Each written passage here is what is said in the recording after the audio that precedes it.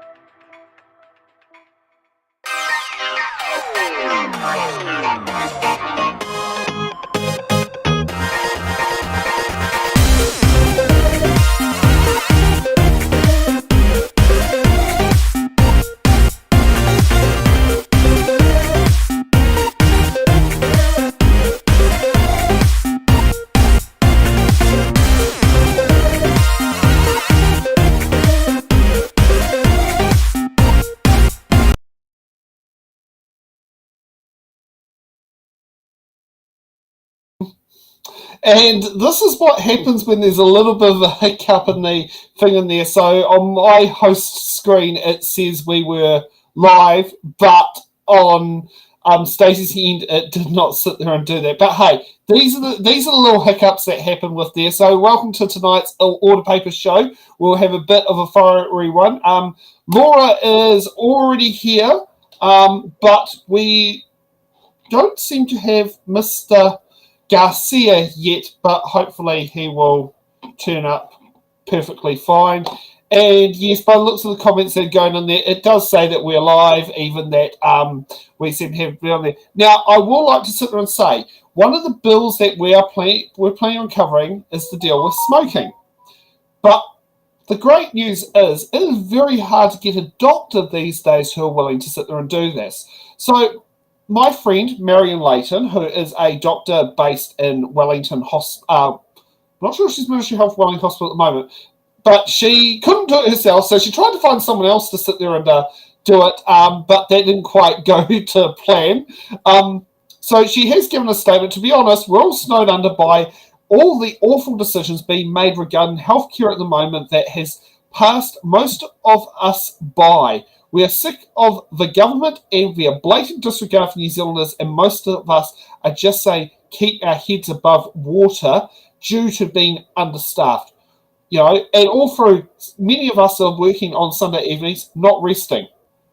Overworked and understaffed due to government management of the Health New Zealand, and horrified at the suggested changes to the Act, which is lobbied by for the tobacco industry will be benefit. Now, we do have a bit of an example of what could be seen as quite an appropriate spin-off of this. Let's go to it.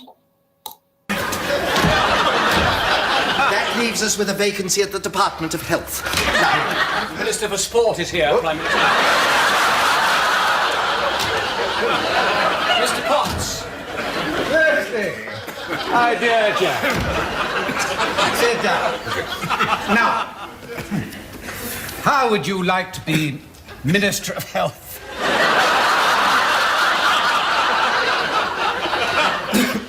Me?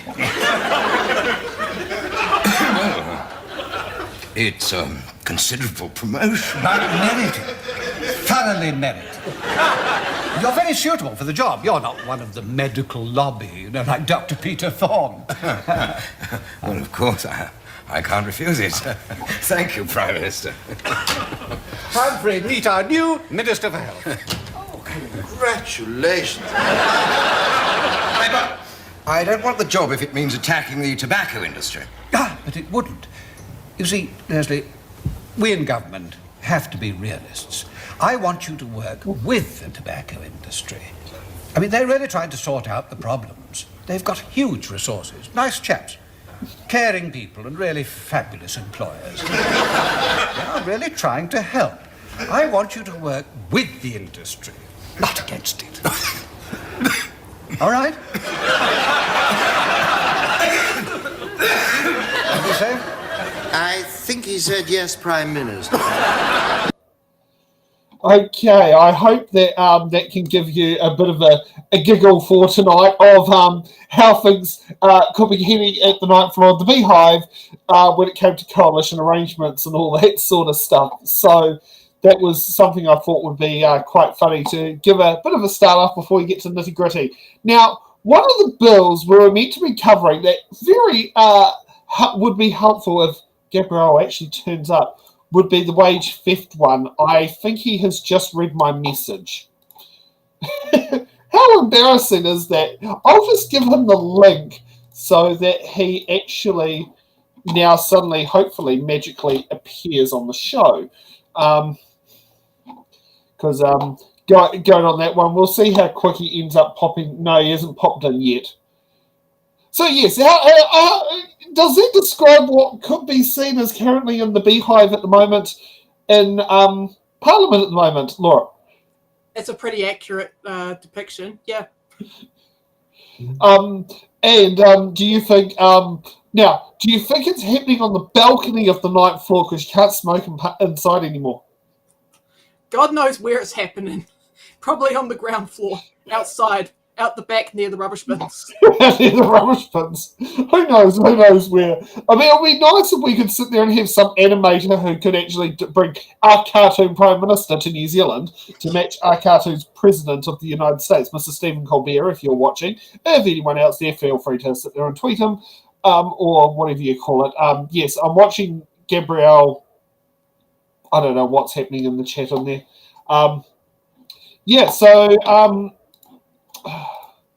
Geez, not making things easy for starting the show. So, should we go to the... we'll go to the top of the order paper. The Paora Healthy Futures Improvement Mental Outcomes Amendment Bill, second reading. And... okay, he has just given his apologies. Oh, no, you can't come? No. Okay. He's given his apologies. It is what it is. I know. What you know, it happens. So, should we kick off with Ingrid Leary on the Paora bill? Sure, why not? Okay, so let's go to Ingrid Leary. So we'll get to this view here.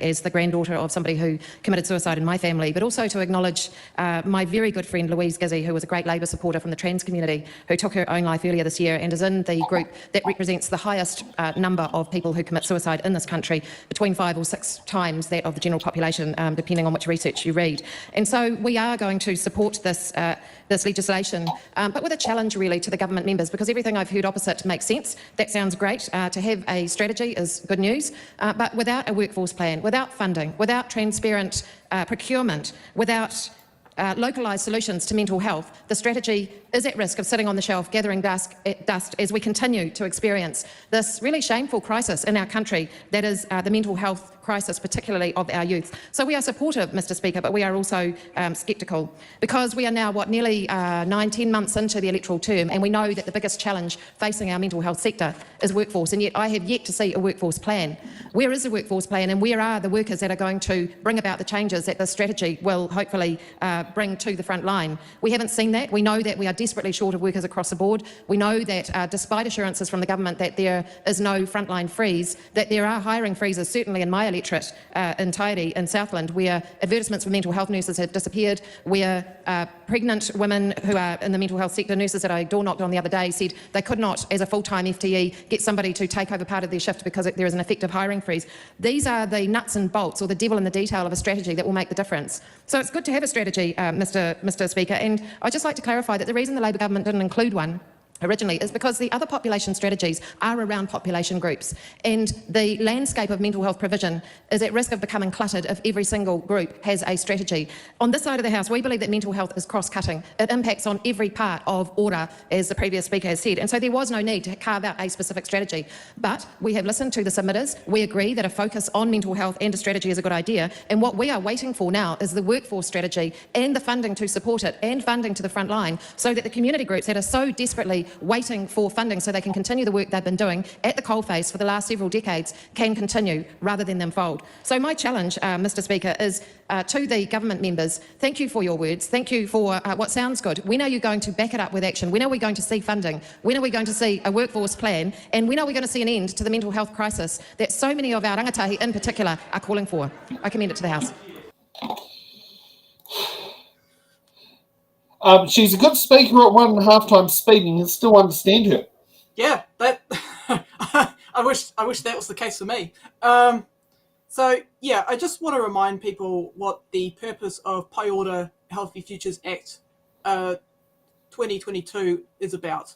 So the purpose of the Pai Ora Act is to provide public funding to services that protect, promote and improve the health of all New Zealanders.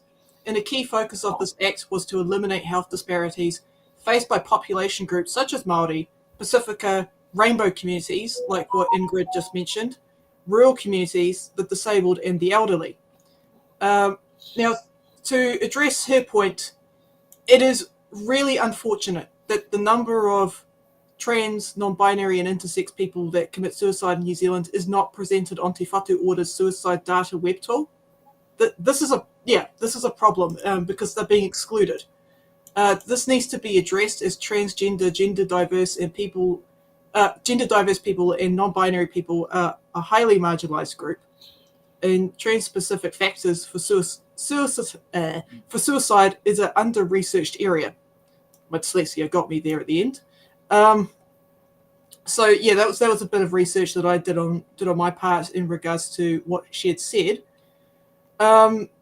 Now, there was a really good statement that was put forward by the Mental Health Foundation of New Zealand. The MHF stated in their submission that New Zealand's national mental health and addiction workforce is vastly under-resourced, and a new mental health addiction wellbeing strategy will not be effected without due consideration to issues such as gaps in staffing levels and expertise across the whole system. So that's very important to note. These gaps mean people in need are at risk of not receiving support, not receiving enough support, or failing to receive, or they're going to be receiving inappropriate support, in turn increasing the likelihood of their well-being worsening and their recovery being stalled. Yeah, it's going through there, and I do know my friend Ellie up in Gizzy, who has worked in it for years, and it's always been on the bones of the arse up in Gizzy because they've got problems. Yep. But the biggest thing is they've always been understaffed. Yeah. Oh, well, so should we now head to Francisco Hernandez and let's see how he's singing on the song sheet. Acknowledge the previous speakers and also acknowledge the Minister and congratulate him for getting this bill drawn. Also acknowledge, as Ingrid has already said, that it's really great to work together on issues like this in a cross-partisan way, if we're able to. I think one of the most special moments that I've had in the admittedly brief period of time that I've been in this House for was yesterday with the tributes to King Tuitia and how we all came together as a House and all came together to sing the Waita after I think I literally had tears in my eyes. So I'm going to talk a little bit about what this bill does, and then I'm going to talk about what actually makes up components of good mental health, because I think it's really fantastic that we're moving towards a strategy, that this bill amends the Pai Ora Healthy Futures Act to better enable the long-term planning and delivery. That's important to mental health and addiction outcomes, and it's really important to take the long view when you're dealing with issues, particularly with mental health issues. There's things that you might invest in that will take a long time to bear fruit. Sometimes you might want to invest in things that won't obviously bear fruit for another couple of political cycles. And it would be a terrible thing, I'm sure we would all agree, for that thing, for long-term investments to get attacked on the basis that they're not delivering immediate outcomes. I think when it comes to thinking about issues like this, we need to make sure that we are thinking of the long game. And this bill does strengthen the commitment to mental health and well-being by requiring the Minister of Health to consult with the Mental Health and Wellbeing Commission in the preparation of strategic documents, including health strategies, the New Zealand Health Plan, and the government policy statement.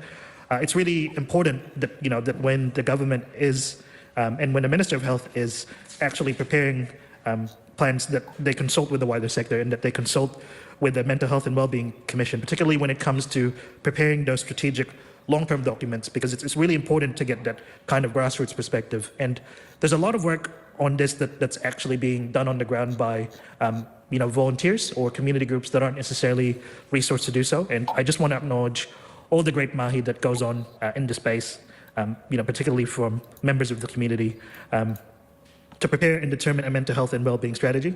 And I think that's one of the things that will make a really big and substantial difference, is actually having a strategy, having a sense of direction about where you might want to go in the future. Because if you don't have a strategy, if you're not planning for things, if you're not trying to plan in a kind of cross-partisan way, you're kind of setting up the process to be disjointed. You're setting up the process so that there's no coordination between all the kind of different arms of government, and you're setting it up so that it can get chopped and changed across the different political cycles. So that's fantastic. We've supported, the Green Party has supported this to select committee, and there were no significant issues identified at select committee. So we're going to continue supporting this bill, and I want to talk about what makes up, good mental health now, because, I want to acknowledge Ingrid Lear's contribution to this. I do think we definitely need to have a good workforce plan. We definitely need to ensure that the kind of pipeline issues are being resolved. But I think, and, I know the minister will be thinking about this, I think a lot of strategies just fail at the kind of strategy phase because there's no implementation plan behind it. So we definitely... Exactly, Minister. And we definitely want to see resourcing behind it. And we want to see an acknowledgement of the kind of holistic things that make up health, including secure housing, including making sure that we've got a well-resourced public health system that can deal with people and pick up people when they're down. We want to make sure that there's jobs for our young people, and jobs for everyone really, that everyone can end up in secure, well-paid, well-remunerated employment where they're supported by strong unions and employers that recognize and value the contribution that they make. And I think one of the things that are most important is that we need to have a future worth belonging to in order so that our mental health can be in a kind of safe and stable way. Because there's a lot of things out in the world that are alarming young people, alarming everyone across the board. There's the genocide that's ongoing in Gaza. There's the climate crisis that's ongoing, and we need to be seen. We need to be actually working to resolve those issues, because otherwise it's just band-aid solutions after band-aid solutions. So thank you so much for the acknowledging my call, and thank you so much for all the previous speakers in the House. The Greens are looking forward to working with this government and continuing to work with a cross-party group on mental health to continue advancing mental health solutions in a cross-partisan way. Thank you. Well, I think what is happening with this show is we're showcasing politicians who are not always seen. Yeah. I mean, that's going through some of the comments on there about never heard of Francisco Hernandez, which he's kind of an interesting way of ending up in Parliament, because if it wasn't for Efeso Collins' death, he possibly wouldn't be there now. That is true, yeah. Yeah, it's quite an interesting one of how he ended up on there. And for the ones who sit there and say they're about Kiwi Skirt, about being, a mod on our platforms, just to let you know, there would be considered 2 tiers of mods. So Kiwi Skirt is a YouTube moderator for our shows, but we're broadcasting to multiple platforms, while at the same time, my co-chair to It's in the Ballot Productions and basically our executive producer, Stacey Ryan, she's the one who is the moderator on the Restream, which is the broadcasting software. So the one who's putting the names across the screen, that's all Stacey's good job. And can we give a round of applause to Stacey and the great hard work she makes to make this platform go around like crazy. Or likes, or thumbs up, or whatever you want in the chat. Francisco's response sounds very green. Yeah, it's pretty green. I agree with what he said for the most part. I guess that's the cat out of the bag for where I sit politically. But yeah, the main thing that concerns me about this bill is the lack of Māori participation. In fact, looking through the bill, Māori have actually been removed, the term Māori. And I think that has to do in part with the dissolution or the dissolvement of the Māori Health Authority. But yeah, it's really interesting to see that there's been very little in the way of consideration for Māori people, considering that as a whole, Māori are more likely to be affected by suicidal ideation and to have problems with things like addiction. And I can go into a whole host of reasons as to why that is the case. I could be here all night. But yes, Māori are overrepresented, in low income groups. They're more likely to work longer hours, face stress, and that stress contributes work, social hours. Yep. And of course, they have less access to health. To help, many of them live in rural areas. So, it's like a huge topic that would require a lot of unpicking to get through. But yes, I would have liked to have seen Māori included in that. Yeah. Oh, let's. So Debbie Naurua Packer. Now she had an interesting speech. So I went through these earlier today. So I think Debbie's a more. I stand for Te Pāti Māori to support the Paiora Healthy Futures Improving Mental Health Outcomes Amendment Bill. What I have to offer to the discussion is, as a electorate MP for Te Taihawauru, which spans from Tukuroa all the way down to Puriroa, around about 9.5 hour drive straight if you don't stop for chips. One of the things that we're continuously being contacted about by constituents is the mental health system, how frustrating it is to navigate, how there is no system, how our whānau are struggling for support, how they're struggling to be diagnosed, how they're struggling to have any advocacy. And if there's anything that I would absolutely stand 150% in support of, is a government that can get this right. For 4 years now, I've had to stand and talk to different parts and different ministers well-intending on the mental health system and the changes and indeed the improvements that they want to make. But the reality is, for many of our whānau, included in my own, is that you have to have some of the biggest navigational skills to actually get your whānau member seen to. And in fact, you end up with not just one family member who's unwell and needing support, but the whole whānau. And then it becomes the whole community. And I see the Minister wearing the 1757 badge. I was a director in that entity for the sole purpose of hoping that I could make a difference and a change for rangatahi who are shamelessly on us as a nation experiencing some of the worst suicide rates. And I reflect back home to some of our whānau that are still in grief as whānau pani for the loss of many of our rangatahi tāne. And the circuit breaker for us as a community regionally hasn't, in Te Taihawauru, anyway who I can speak to, hasn't been realised. And whānau are struggling, not just struggling because they can't access or even see anyone on the front line, more or less a back line, is that there are a whole lot of other social factors that are exacerbating the desperation of our whānau on a day-to-day basis. And I've heard some of it mentioned over here, the poverty, the whānau struggling to pay bills, the uncertainty in sectors, the housing, the abuse, the trauma, the addictions. But the reality is we all have an obligation.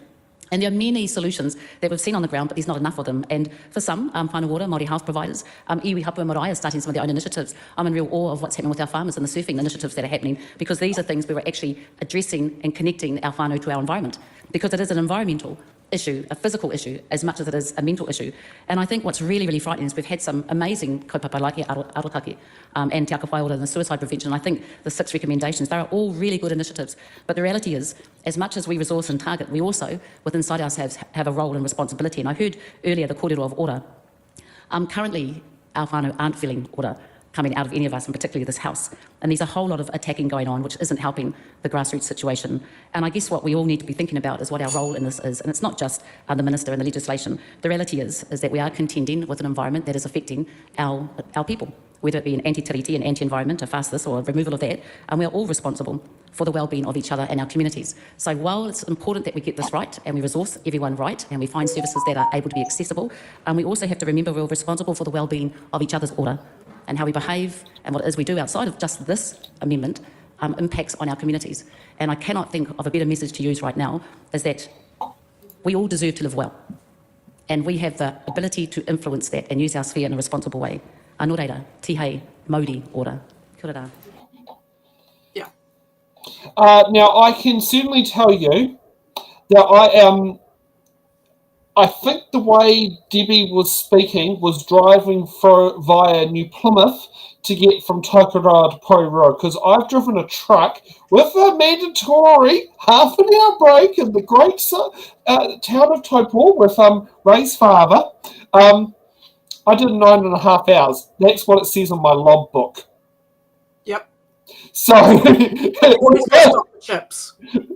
I think I stopped at that petrol station that Dave Monster was telling about Galati and Murray for the chips, yes. But they no longer, well, I think at the time when I had that was the cheap fuel. However, now the cheap fuel is the little pokey little was it station at next to the river, Tauranga Taupo.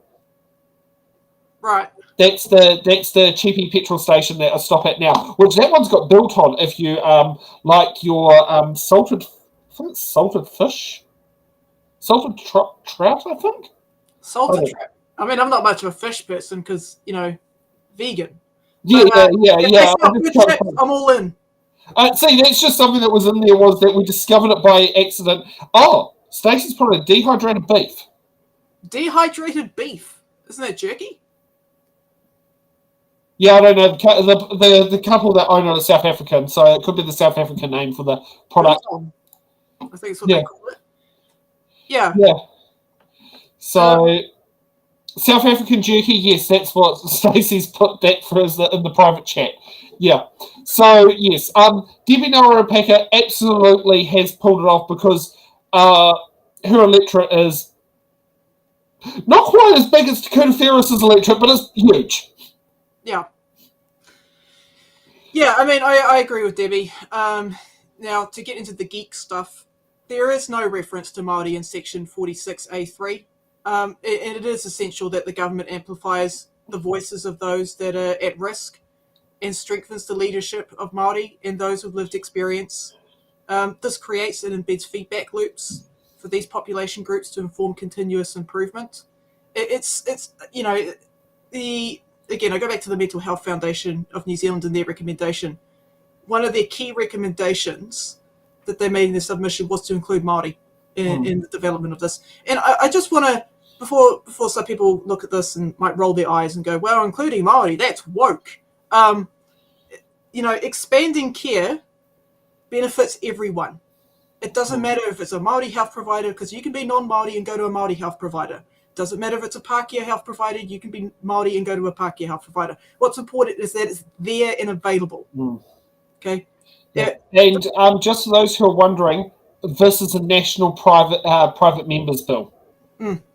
Just for some of the people out there, it's a national private members bill. Celia Wade-Brown has a very fiery speech. Tahitanga in the House today, the unity and the support for each other and the people we know in our communities and our own whānau that suffer from mental health and their families that suffer with them, and the difficulties that workplaces and schools have when one or more members suffer from bad mental health. Mental health is not something we can vaccinate against. Mental health is not something that is always biological or genetic or predetermined. Mental health is also something that is a bigger social society issue. I'm really pleased that we're talking about men's mental health. We're talking about whether it's professions of farmer, builder, fishing.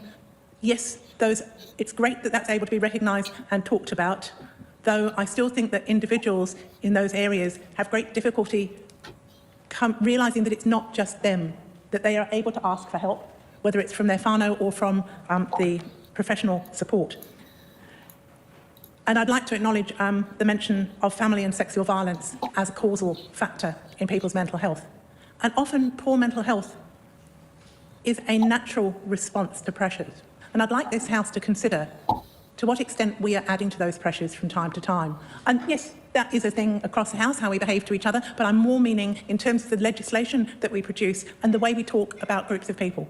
One of the most vulnerable groups to poor mental health is people who are non-binary. Not just when they are adolescents, finding their identity, but also as adults. Nominally, they're much more accepted, but if you look at the statistics, they often feel oppressed and not part of mainstream society. And I think we need to think about, when we're producing legislation that discriminates, what are we actually doing for mental health? Mental health is much bigger than just the professionals and the funding in the health sector. And while I acknowledge, and I'd like to acknowledge Minister Ducey and his work in clearly setting out some of the issues in mental health, let's not forget some of the more traditional issues of mental health that may be temporary but may lead to permanent tragedy. Postnatal depression, menopausal changes, and of course the effects of dementia and ageing. There are a huge number of issues, and I think it's going to be very interesting to see how this strategy can possibly prioritise across them. That's not to say it shouldn't be done, I just think it's going to be extremely difficult. And my colleague Francisco Hernandez did mention also some of the issues that press upon, again, particularly young people, which is what kind of a future they're going to have. Are they going to have a future? Some people might think of it in terms of, can they buy a house? But I think there are some more existential issues at play in whether they actually feel they have hope. And I think that that is not necessarily a criticism of other parties. When our party paints a dark picture of something like climate change, we also need to talk about how people can actually have agency and hope as well. So there's some pretty wide ramifications to mental health. I look forward to better access to diagnosis, appropriate medicines, support at school and later on, and above all, a less divisive and more inclusive society. Thank you, Mr. Speaker.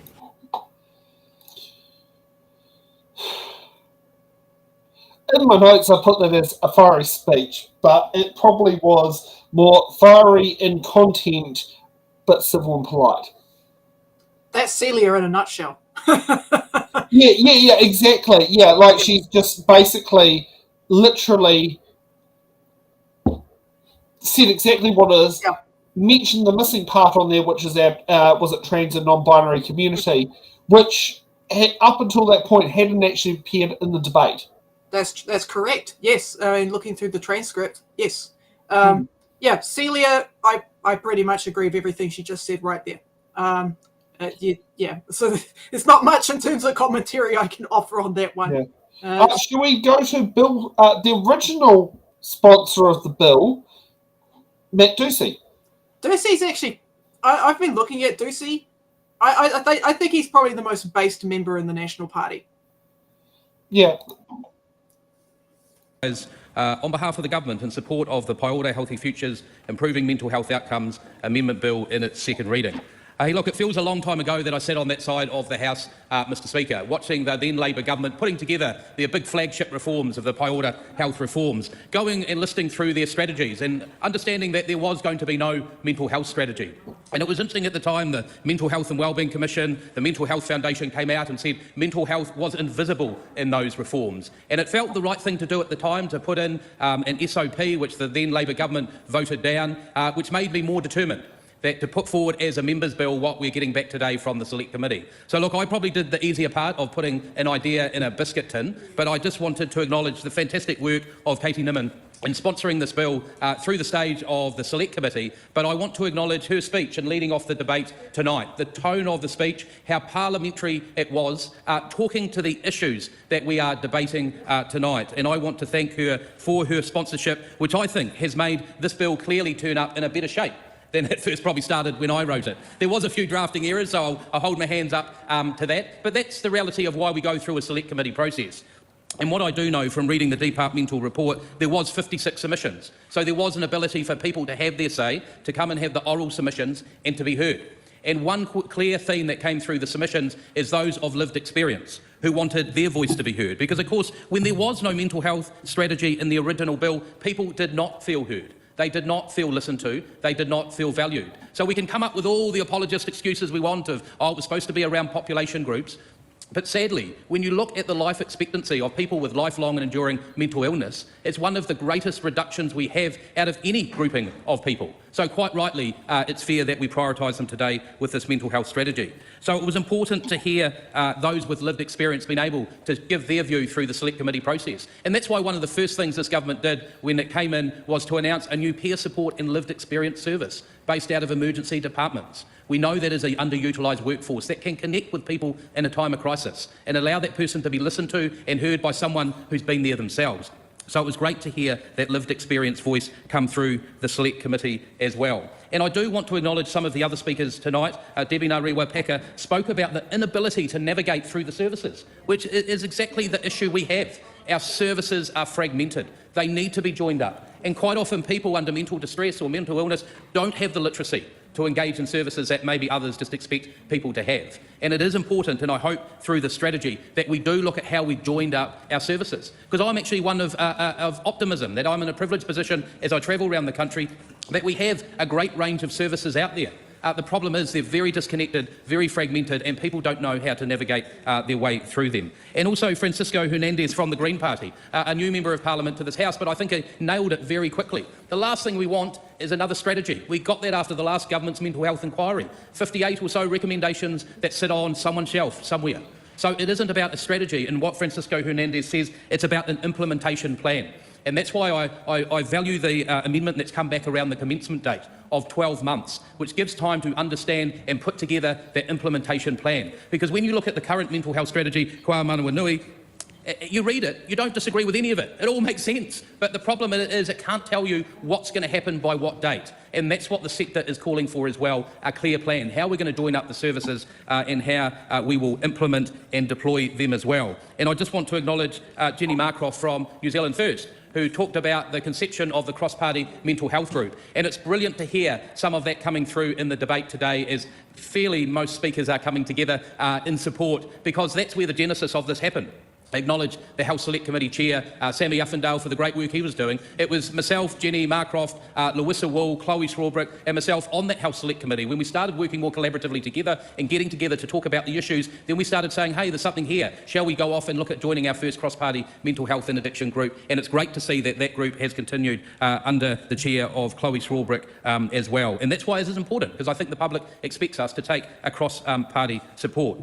So, Mr Speaker, what I do hope for this bill, once it's passed, is to the fruits of it to be an implementation plan. Quite clearly, what we need to do is increase access to timely mental health and addiction support in New Zealand. We need to grow the mental health and addiction workforce. The biggest barrier to timely care and mental health and addiction services at the moment, in my view, is the workforce vacancy rates that has ballooned under successive years. So the Labour opposition can crow that we don't have a workforce plan, but the reality is, Mr Speaker, the Auditor-General, who I wrote to in opposition to investigate mental health after the failings that come out of the Mental Health Commission's report, that actually turned up at the start of this year saying we did not have a workforce plan. So it beggars belief, in the 6 years of the last government, we did not have no plan. So fair challenge in our first 9 months, where is the plan? But, you know, have some reflection of why you didn't have one in the 6 years when you had a chance to make a difference. Of course, we need to strengthen the focus on prevention. I think we've got the general gist of what he's saying. Hey, National, put this bald guy in charge. You think he might make a better Minister of Health? Yes, I also think he would make a far better Prime Minister than Luxon. The fact that he managed to get the Greens New Zealand First Act in Labour to all agree, that is impressive. It's like, oh, okay, all right then, National. I just think I think this is the guy for you. I'm not going to vote for him, but. Well, you don't live in Waimakariri, so you can't actually give him your electoral vote. No, I can't. But no. Yeah. However, would you want to give your are you Māori or General Roll? Māori. Oh, well, you can't even give your vote to Mike Butterick. No, I can't. And I don't even think you had a national candidate last election. I think you had to choose between Labour and Te Pāti Māori and Vision. Correct. Yeah. Yes. I think there's a few people who we can sit there and say that.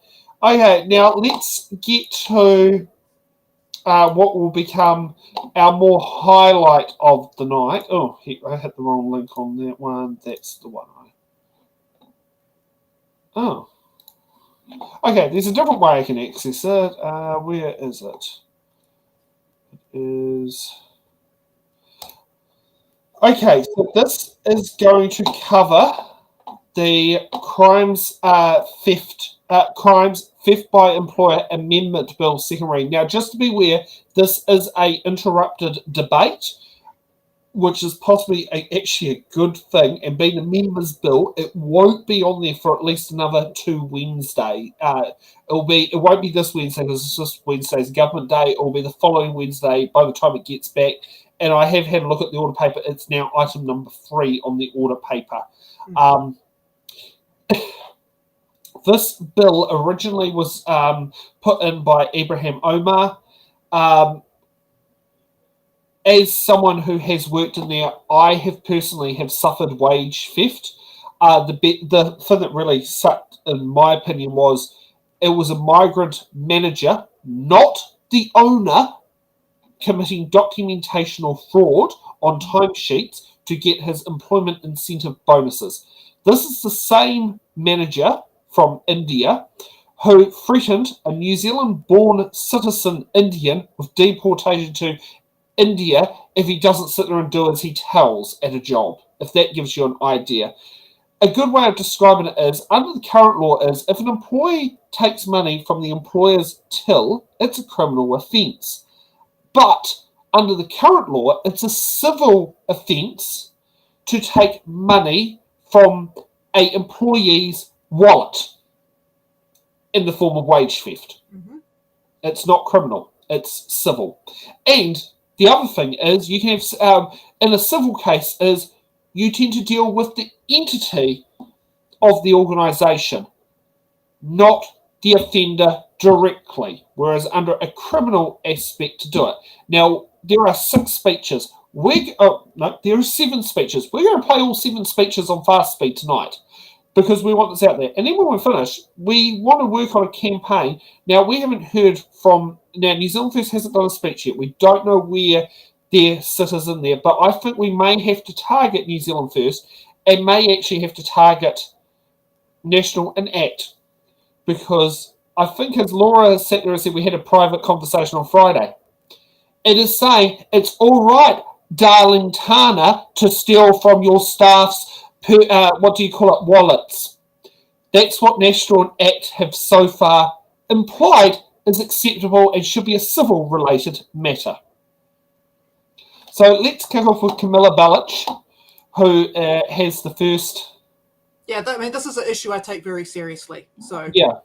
And that's, I completely agree. Yes, and that's, and also just for people out there, I still have my affiliations to Unions Wellington, even though I hadn't actually been part of a union since I started my business 9 years ago. Crimes Theft by Employer Amendment Bill be now read a second time. Camilla Balich. Thank you, Mr. Speaker. It is a real pleasure to have the opportunity to speak on this very important bill in this House tonight. Mr. Speaker, this bill is a simple bill. It's a bill that addresses a problem currently in our society where those who are most vulnerable are often subject to crimes of theft. But unfortunately, the perpetrators of those crimes go unpunished. As the first mover of this bill, Abraham Omar, said, this is a tough-on-crime bill. This provides greater sanctions than those that are currently in our Crimes Act, and it creates new offences to hold employers who owe wages and intentionally do not pay them to their employee to account. Now, Mr. Speaker, most employers in New Zealand are good employers and would never intentionally do anything wrong with payroll or intentionally steal from their employees. Of course, this is a small minority of employers that we are talking about here.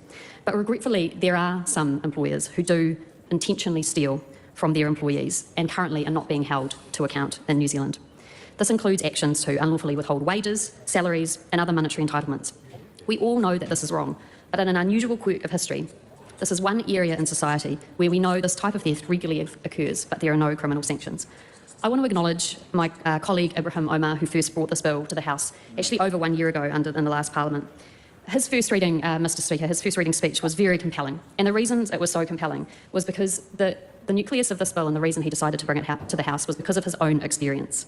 And I want to just briefly touch on some of his experiences because he is not here in the House to be able to do so himself. When he introduced this bill, he talked about how it arose from his own experience. He said, I came here as a refugee and I was told New Zealand was a paradise, compared with the country from which I originated, a place where the rule of law would apply to everyone and where it's there to protect the most vulnerable. He then went on to tell a story about when he had worked in New Zealand. He'd gone to work in a farm in the Wairarapa, and he'd been bussed out there from the hut. And unfortunately, at the end of doing 1 week's work, he was told by his employer that his work wasn't good enough and that he wouldn't be paid. And in fact, it should be him who paid the employer for all the travel costs to get him out there. Now, at that stage, he didn't know what his rights were. And so he said he just walked away without any pay for that week. And unfortunately, Mr. Speaker, that is an all too common experience of migrants in New Zealand and vulnerable workers who do not know what their rights are. He also said that he found out after this that the problem of intentional wage theft by employers is rife in low and casual sectors that rely on migrant labour. It's very common for these workers to have the hours that they work underreported, leading to lower pay, or employers to argue down the work that the employee has done.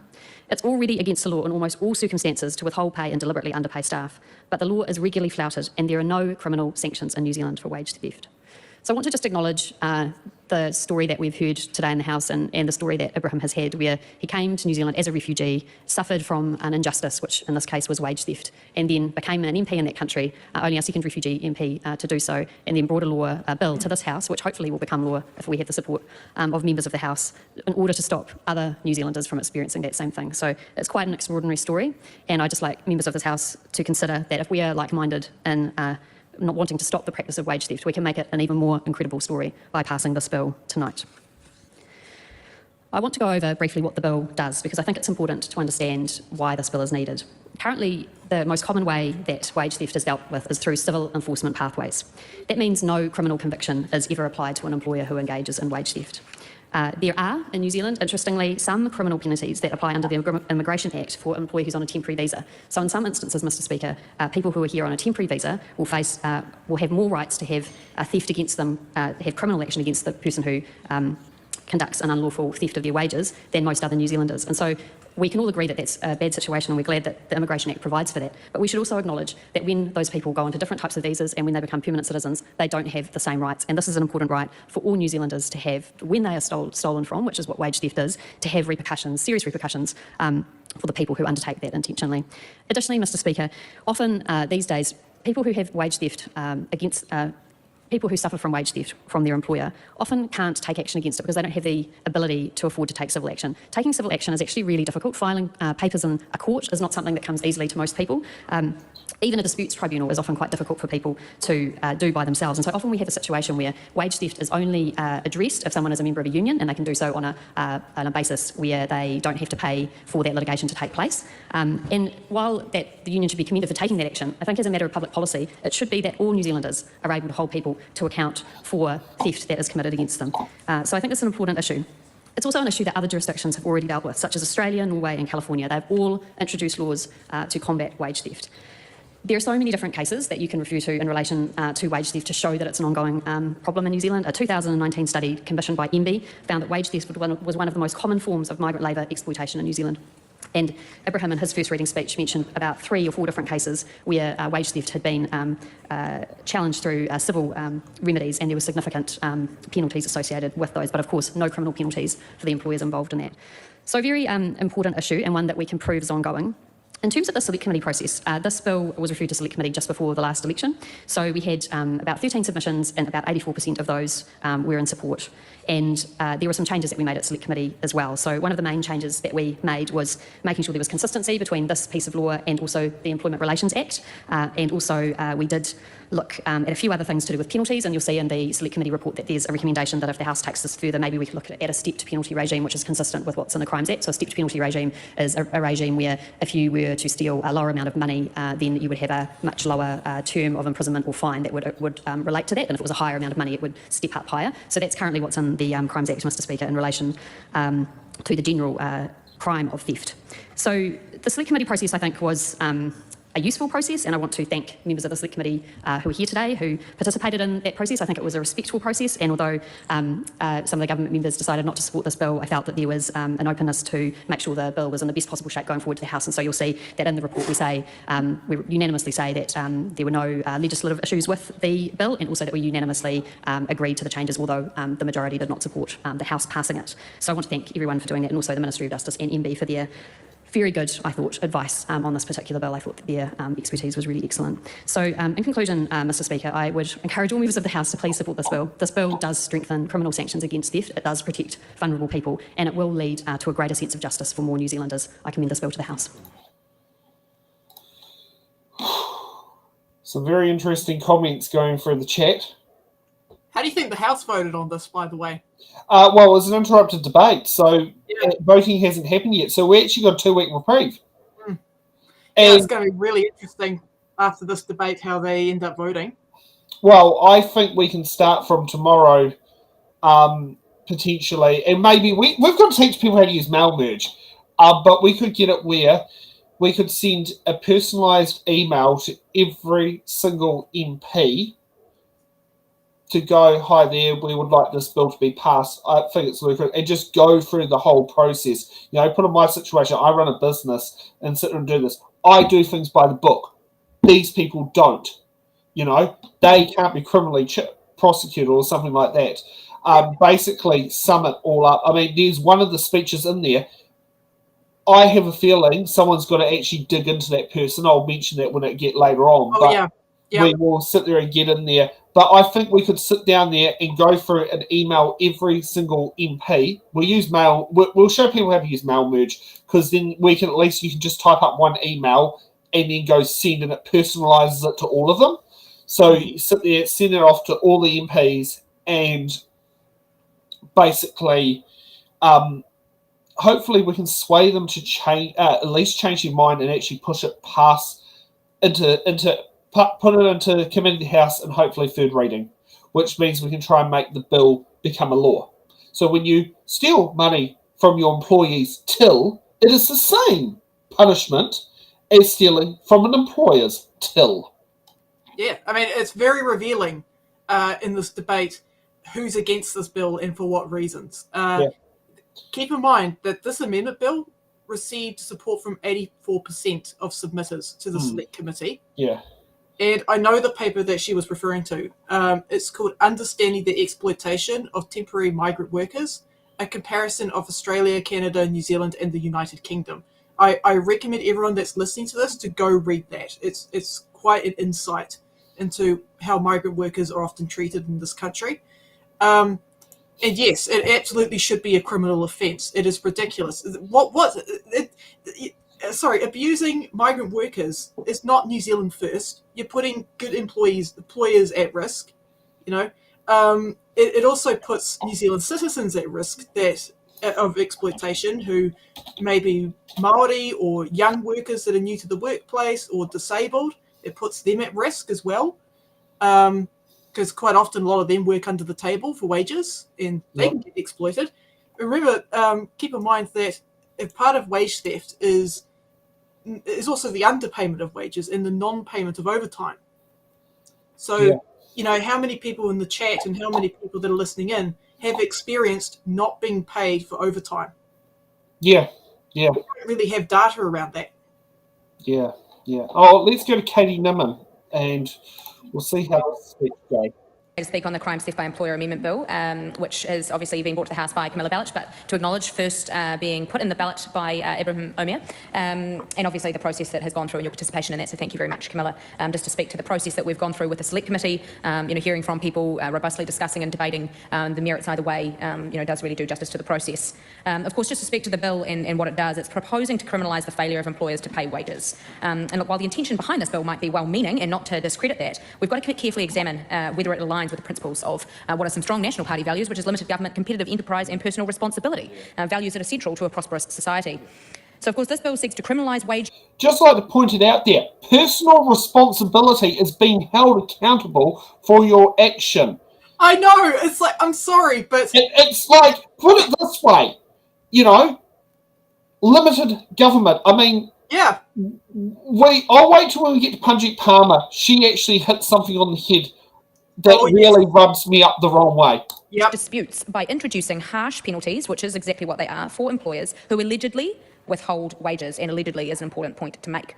While protecting workers' rights are essential, we must not be so quick to bring the heavy hand of criminal law into areas that could be governed by civil agreements and mutual trust. And that was something that was brought up a number of times when we heard from submitters, and obviously talking to officials, is that this is already something that can be covered by civil agreements, and then of course the establishment of the majority of submitters supported this bill. Contract and the relationship between the employer and the employee. One of the cornerstones of a free society is limited government.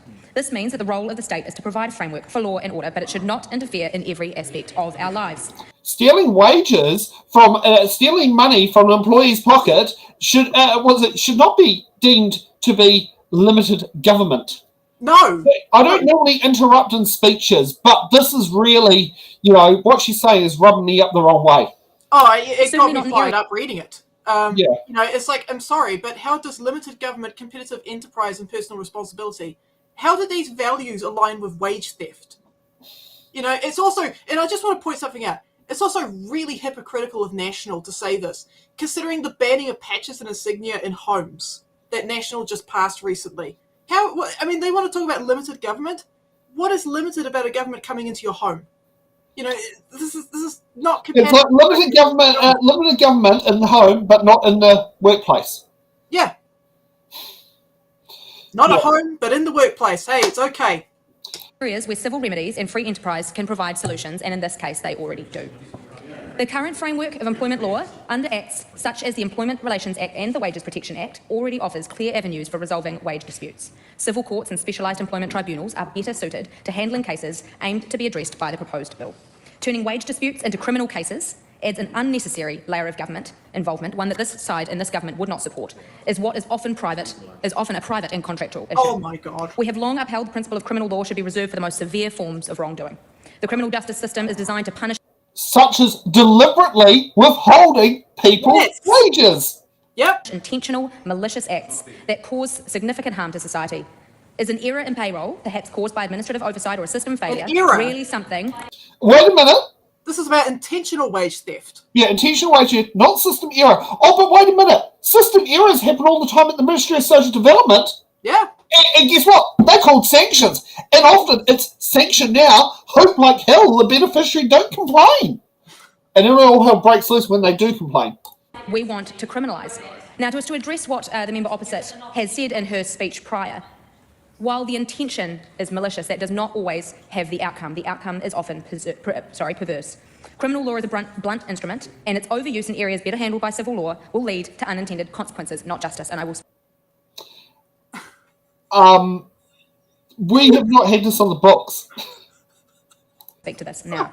Mr. Speaker, our economy thrives when businesses are free to operate without excessive government regulation. Competitive enterprise is driven by innovation, efficiency, and trust. Trust between employers and employees, between businesses and their customers. This bill threatens to undermine that trust by introducing the spectre of criminal liability into what are often honest disputes over.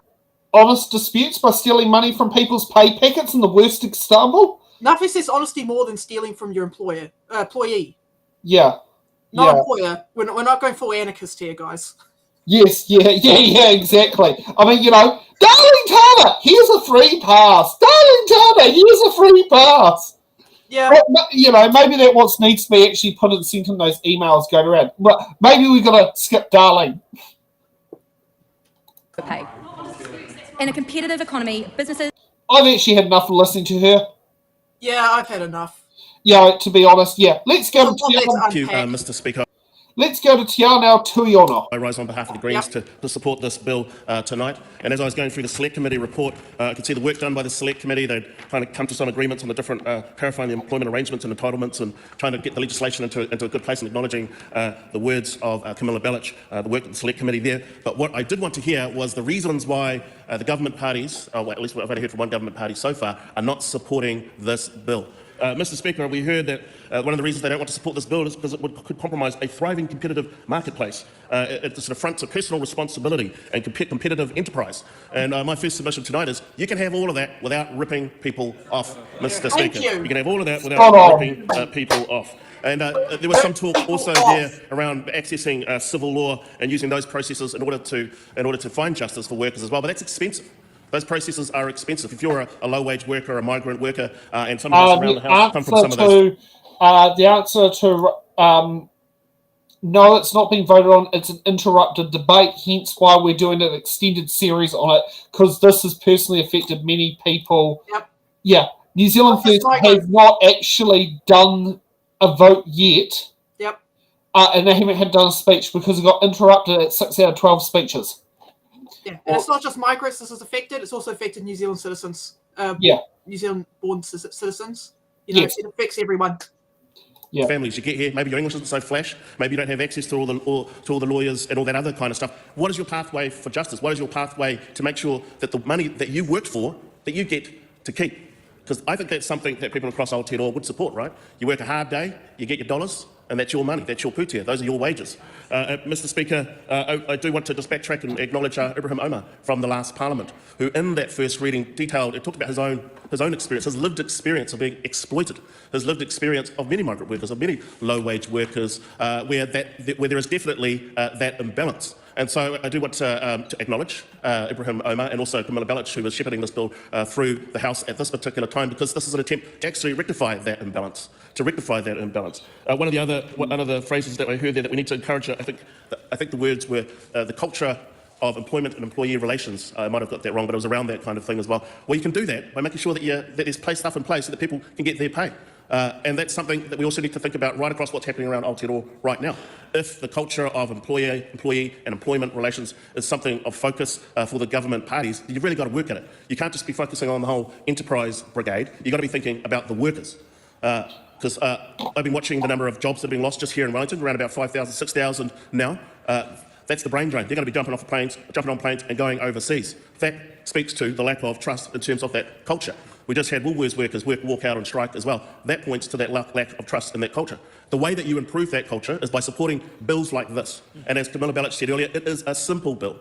It is a simple bill, particularly for those low-wage workers that don't have access to flash lawyers and civil law and all this other kind of stuff. Mr Speaker, I want to acknowledge the differing view of both the Labour Party and the Green Party in the Select Committee report. At least there were some opinions that we could think about and dissect as we walk through this bill. And here acknowledges that there are many similar jurisdictions to New Zealand, such as California, Victoria, Queensland, Norway, and most recently the Commonwealth of Australia, who have in recent years passed legislation criminalising wage theft by employers. And also additionally, that this bill received 84% support to the Select Committee. So it's not like this is a new thing that's been pulled out of the ether. It is happening in similar sized jurisdictions. And so my question in terms of the contributions which will follow from me tonight is, we need to acknowledge that this is actually an issue, that there is a power imbalance between employers and employees, in particular low-wage workers, in particular migrant workers. And we need to hear clearly from government benches what is going to be done to reconcile that, what is going to be done to make sure that that balance is brought into balance. So, Mr Speaker, we will be supporting this bill. There needs to be more work done around job security, around making sure that job security and all of those other sorts of issues. And part of that is, of course, supporting the Labour Inspectorate, making sure that they're fully resourced. If there is exploitation happening, we need to make sure that the people that go out to check on that, to actually get into finding out whether the exploitation is happening, to actually resource to be able to do that. That is a solution that I would like to see from the government benches in terms of addressing the imbalance between employers and employees. Mr Speaker, the Greens support this bill. Thank you, Tiano. You have kind of helped relieve a bit of rage. And I can tell you right now, this rage ain't just in front of the cameras we are. This is in the whole production team. You know, and I'll probably say the rage is probably from various viewers who don't even know how to type out their rage. It's definitely going up there. Should we move on to Punjit Palmer? I'm going to lose brain cells, aren't I? Yes. Okay. Mr. Speaker, I'm taking this call on behalf of ACT, and we are not supporting this bill, the Crimes Theft by Employer Amendment Bill, Mr. Speaker. But I would like to acknowledge a member in charge of the bill, Camilla Bellich. She worked diligently on this bill in the Select Committee, and as a member of the Select Committee, the Education and Workforce Select Committee that considered this bill, I saw that she worked really hard on the committee for this bill. And I also want to acknowledge all submitters. There were 13 submissions, and out of which 5 submitters were heard. They presented their submission.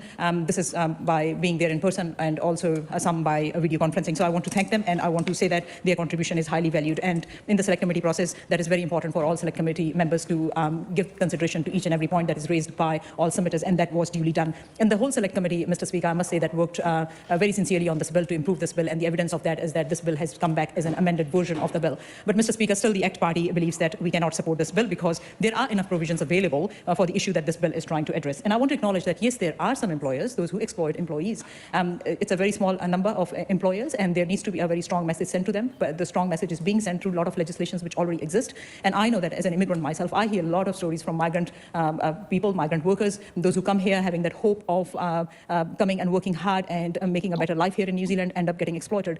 And that is why, Mr. Speaker, I want to highlight that in the Immigration Act, the penalties that are there for employers, those who exploit these vulnerable migrant workers, are quite harsh. And that is very important that we acknowledge that those kind of penalties are already there. But then, Mr. Speaker, as we have heard before from the member in charge about the difference between migrant workers versus workers, those who are on other visas. And so yes, overall, if I want to classify workers into two groups, that can be migrant workers and others, those who are on permanent visas here in New Zealand. But Mr. Speaker, the issue here is that we are trying to solve a problem that we already have a solution for. So the problem, yes, I acknowledge there is a problem, a very solution that ain't criminalising them at this present point in time and allowing them to pass the bus. I'm sorry, I'm just the manager. I'm not the business owner. Please go to the business owner for my crimes and offences. Yep. A very small number of employers do have the tendency of exploiting their workers. But here it's very important to note that generally employers are conscious of their reputation. Any kind of reputational damage is not something that any employer, any good employer would tolerate. And they'll do anything to ensure that they have a good reputation, because if their reputation is not good, then their employees will know that. The environment there will be quite toxic. Nobody would want to work. Except when you sit down there, these types of employers who have bad reputations sit down there and they go to Work and Income to send people for jobs. Yep. And then Work and Income bullies beneficiaries into these subpar business owners who don't deserve employees to sit there and do work. So guess what, Punji? These bad employers, are going to get vulnerable employees from Work and Income who are going to sit there and do it. And, guess what? You should be sanctioned if you turn down a job, even if it's with a scumbag employer who deserves to sit down there and should be really in a jail cell. And not to mention, when you've got migrants that are in debt and are desperate to make some money to stay in the country, they'll take any fucking job. And they don't have wins to fall on. Correct. And they don't, a lot of these people are not members of unions. They're screwed. Yeah. And you've got all these people that are looking for work, and you've got lots of employers that are like, great. Yeah. Okay. For that employer, if it has been found out that that employer has not paid somebody that the person should have actually been paid.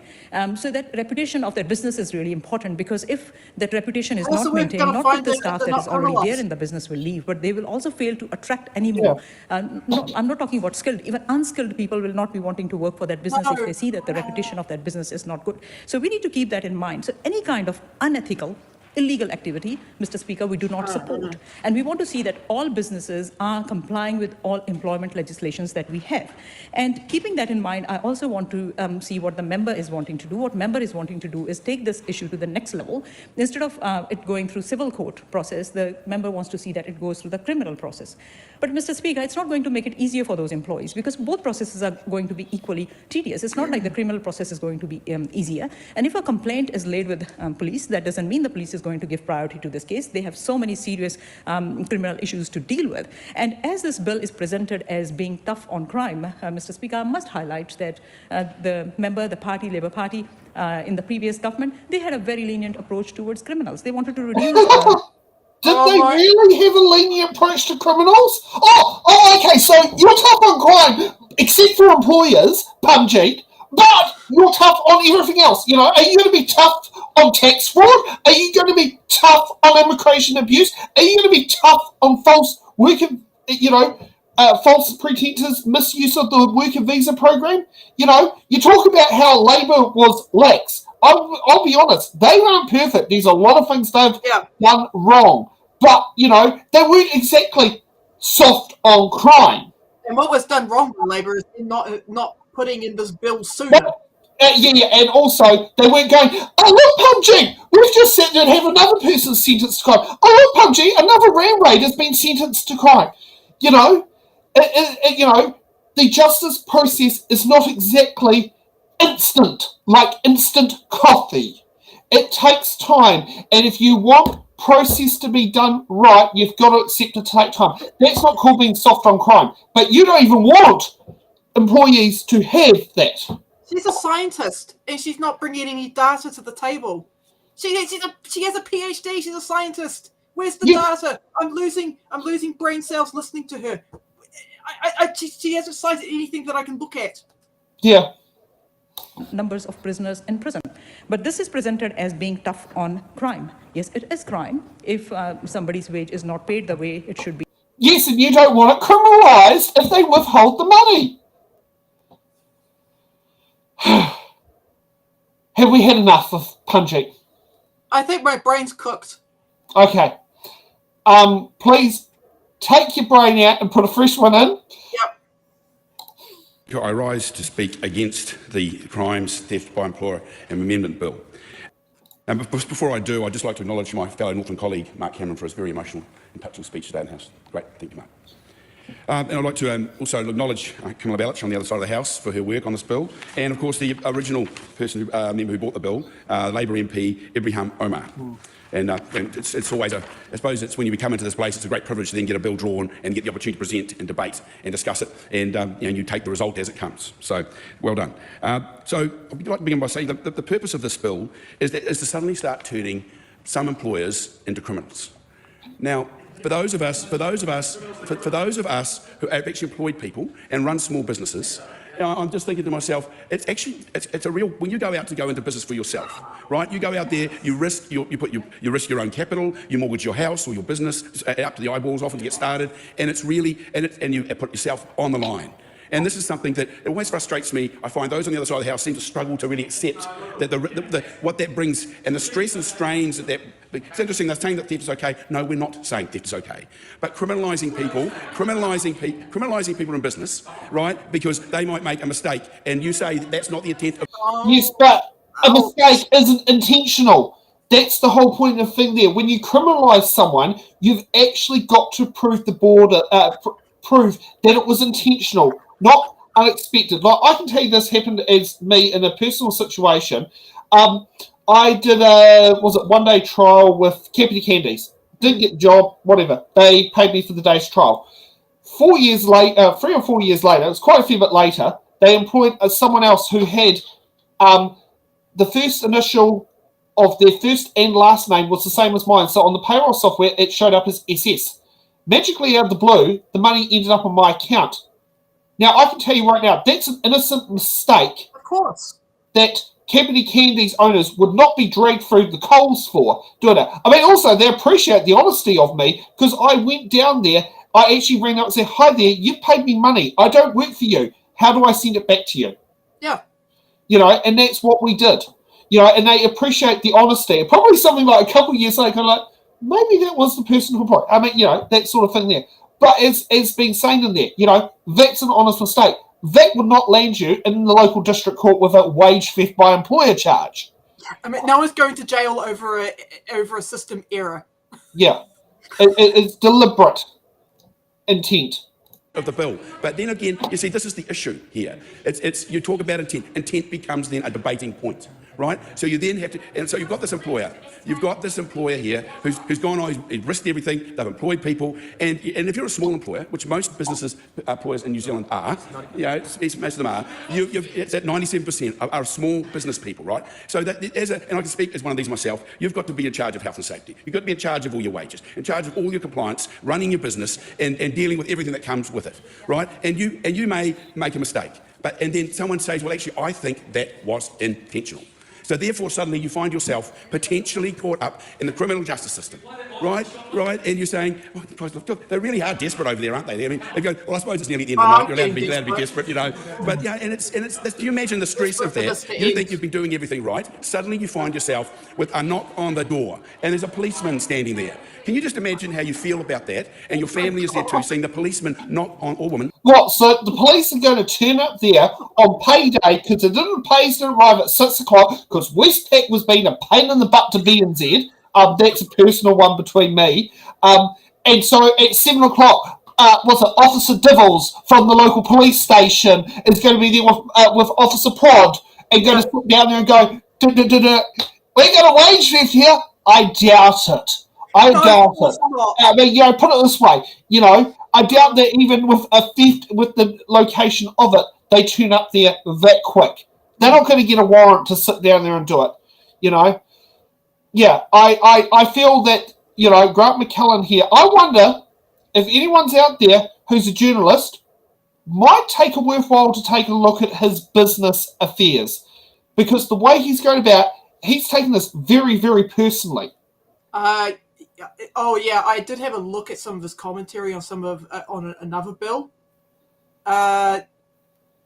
There's a few red flags with this guy.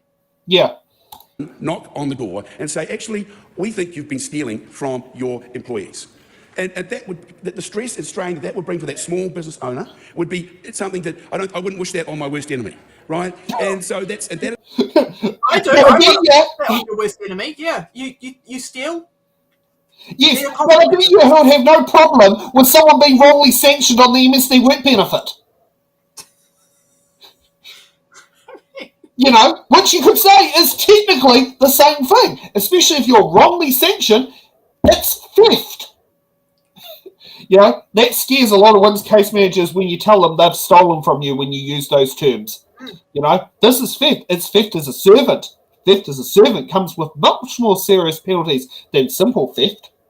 That is what really frustrates me, with this whole thing. And so there are solutions. You see, people on the other side, it always seems to me, they start from the position of the employer is bad. It's almost like it's another war on employers. It's never ending with this lot. It's a war on employers. And quite frankly, those of us who've risked our capital and so forth, just get really frustrated by this, right?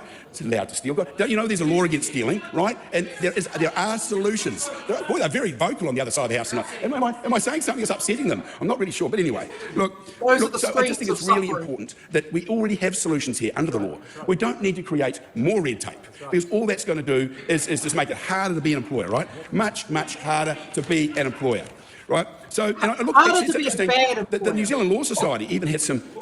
Yes, harder to be a bad employer. Yes, that's the goal! Concerns.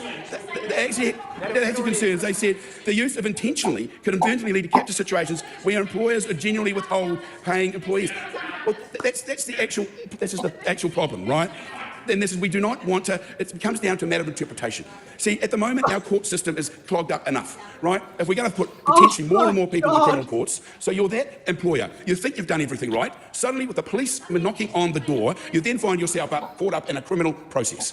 And you've got to wait and wait and wait. And the stress of having to deal with that and live with it is exactly as my colleague here says, your reputation in the local community. And then, so suddenly you then go out to the marketplace to employ someone else. They go out to employ someone else. And believe me, people talk, obviously. And so our employees going to come and work for you if they think you've been stealing from somebody else. And particularly when it's all actually not proven and you've made a genuine mistake and you find yourself in front of the judicial system, waiting and waiting and waiting, having to deal with running a business. It's just not good enough. And so that is why we are very much opposed to this bill, right? We actually trust employers on this side of the world. As a farmer, I've had to put up with the fact that the regulators and the people on the left just don't trust us. Haven't trusted us for years. They keep on saying it's all your fault. This is another example of it, where the leftists do not trust employers. They blame us for everything. Well, actually, I'm sorry. This is not the case. Employers in this country are the backbone of this country. They risk their capital. They make the difference. And we are the ones who will have to turn this country around, and we do not to be held up to be criminals, because you might make a mistake which then might be interpreted as a criminal activity. And that is what the problem is, right? That is why we are completely against this bill. And it's with that, Mr. Speaker, before I finish, I'd just like to thank all the members of the Select Committee who were part of that process, in particular, Camilla about to move the motion, and also like to thank the Honourable Phil Twyford, and a number of people who weren't there at the time, my fellow colleagues on that Select Committee, Parmjeet Palmer, and thank you for that, Mike Butterick, great to see you here this evening, but actually, I just about forgot the chair. I'm in trouble now. I'll have to get the afternoon teas for the next week or 2 or 3. And actually, our colleague Carl Bates, who's also on that committee. So anyway, thank you. Therefore, I do not commend this bill to the House. Oh my God. That was painful. You did save the worst for last. Oh, I still haven't finished, but I've got some better ones coming up. But they'll feel good better ones, just to be honest. I mean, I'm doing these in order that speeches go in there. But yes, no, now, I will be honest, while he was in that debate, I did go to the insolvency website. There was no Grant McCullen, who has had an insolvent company, and there's only 3 McCullens on there, 3/4, because one person, it says an alternative name, that is actually on there as, so he hasn't gone bankrupt, put it this way. Not like Donald Trump, who's gone bankrupt 6 times. But yeah, I feel like it's one of those things. What do you call it? Accusation is always a confession. Yeah. Someone's probably going to type me the right words on there. That every accusation is a confession. That's what it feels like on there. Yeah, I think we're going to have a lot of riled up people tonight, and these clips are going to go far and wide. Yeah, I mean, you saw my brain melt in real time. Yeah, it's just basically, it's just like, oh God. Like, we are probably seeing the very worst side of our MPs have come out in this bill. Yep. Yeah, it is. Telling. Yeah, and I'll be honest with you, at the moment, I feel like I'm Jet Yuga. The way it's like, going through that, like Pat's very civilized on BHN. I feel like I'm Jet Yuga tonight when it comes to this bill. So let's get to some more lightweight with our favourite youngest MP. Yeah. IP Clark. Tēnā rā koe, Te Piko, tēnā rā tātou te whare. Before I talk about the legislation, I just want to give my sincere mihi to you, Mark. Koe me tō whānau e whakaro nui ana kia koe. Our thoughts and prayers and karakia with you. I'd like to mihi to Camilla Balich for bringing this bill in. This bill, it amends the Crimes Act 1961 so that if an employer refuses to pay their workers what they are owed, it is treated as theft. I'd like to also mihi to the many kaimahi throughout the motu and throughout our country that work tirelessly throughout the motu. It is already against the law for an employer to withhold wages. However, legally defining this as theft sends a clear message to any employer wanting to exploit and rip off their employees. Refusing to pay your employee what you owe them is no different to stealing money from their pocket, and it will be treated as such under the law. It also provides a clear direction for employees that they have a right to be paid what they are due, and that right will be enforced into law. I take a short call today and on behalf of Te Pāti Māori that Te Pāti Māori fully supports this bill. It would be a win for workers' rights and undermined capitalist notions that the employer is above the laws. Being able to charge employers with theft may have some benefit, but morally this just makes sense. Nō reira, e tautoko ana a Te Pāti Māori I tēnei kere. Francisco Hernandez. Thank you, Mr. Speaker. I'd like to acknowledge the originator of this bill, Ibrahim Omer. I think he's much missed in the House, and even though I was glad that Tabitha Paul won, his absence is still noted.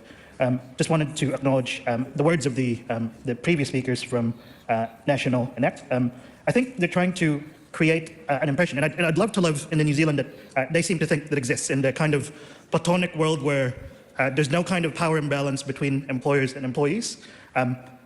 Most employers are good people. Most employers do the right thing, and this is why this bill is so important, because it's the bad employers that don't do the right thing that bring a bad name to the other ones. And by not policing hard against those employers, we're actually creating incentives for a race to the bottom.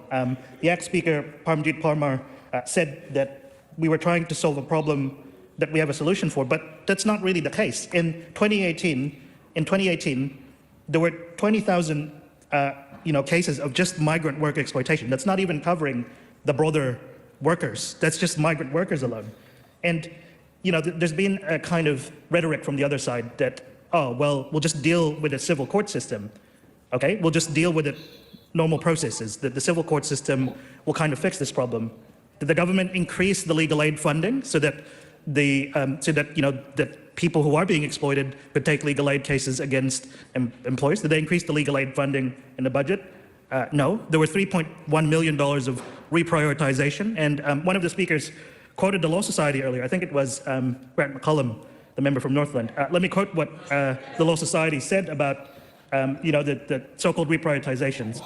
We have been very clear about this with successive governments now, and this year we have provided further evidence to show that the costs of providing legal aid are increasing. Without fair remuneration, we will see a continuing reduction in the number of lawyers willing to provide legal aid.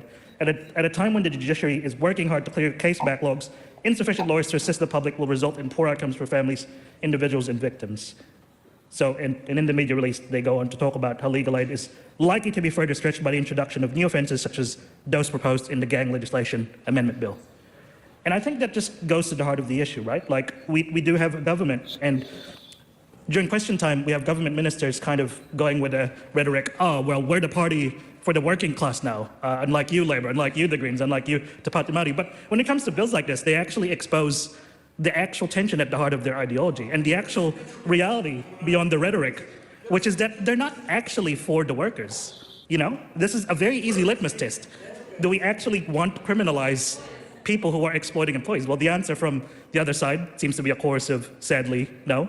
But we on this side, Mr. Speaker, we believe in law and order. We believe in law and order.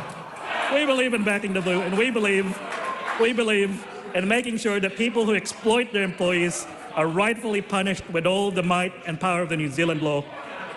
And this is why, Mr. Speaker, I commend the bill to the House, and I congratulate our comrades from Labour and Te Pāti Māori for supporting it.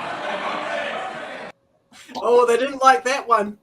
No, but you have to admit, Hana and Francisco was a very good dessert after having to eat the vegetables of the Grant and Punji. They weren't just vegetables. Some of those vegetables were kind of rotten.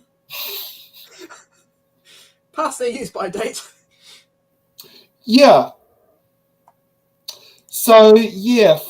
Now, one thing I am going to try and do, because it's at least 2 Wednesdays away before this bill's going to finish its second reading, I'm going to try and see if we can get Ibrahim Omar onto the show. Oh, okay. Yeah, I would actually like to do that. There are perks of having MPs' phone numbers. You know, even though I will be honest, my most frequented text MP is Greg O'Connor. But there are perks of actually having contacts with that. So I will try to see if we can get Ibrahim Omar onto the show, and if we can get Gabriel Alberto Garcia to also be alongside him for the show. Yeah. Yeah. And obviously, because it's an interrupted debate, it's not been voted on. And it will be, for another 2 weeks. If we want to, we can wash the dishes and look at the last bit. Comrades from Labour and Te Pāti Māori for supporting it. Members, before we rise for the evening, one of our fellow members today, Mark Cameron, shared a very personal tragedy. That was reflected at the time by other speakers. It's been reflected right through the night. It's clearly impacted on the House. I have consulted with all the parties, and I think it is appropriate now that we carry out a minute's silence on behalf of Brodie Cameron and remember him and the impact of his passing. So, members, if we could rise and we have 1 minute's silence commemorating Brodie Cameron.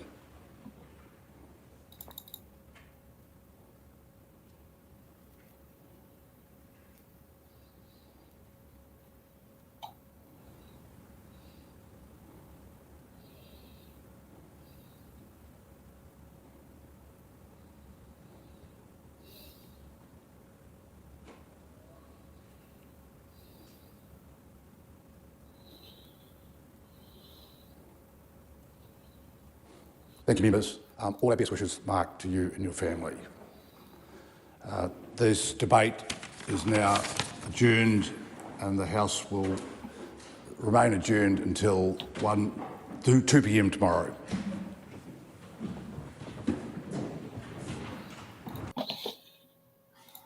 Now we're finished washing up the dishes. Yep. So I thought I'd show that in part to show the fact that it's an interrupted debate. Things that you don't see, and as you can sit there and see, the Sergeant-at-Arms was walking out with the mace. Yeah, I mean, yeah.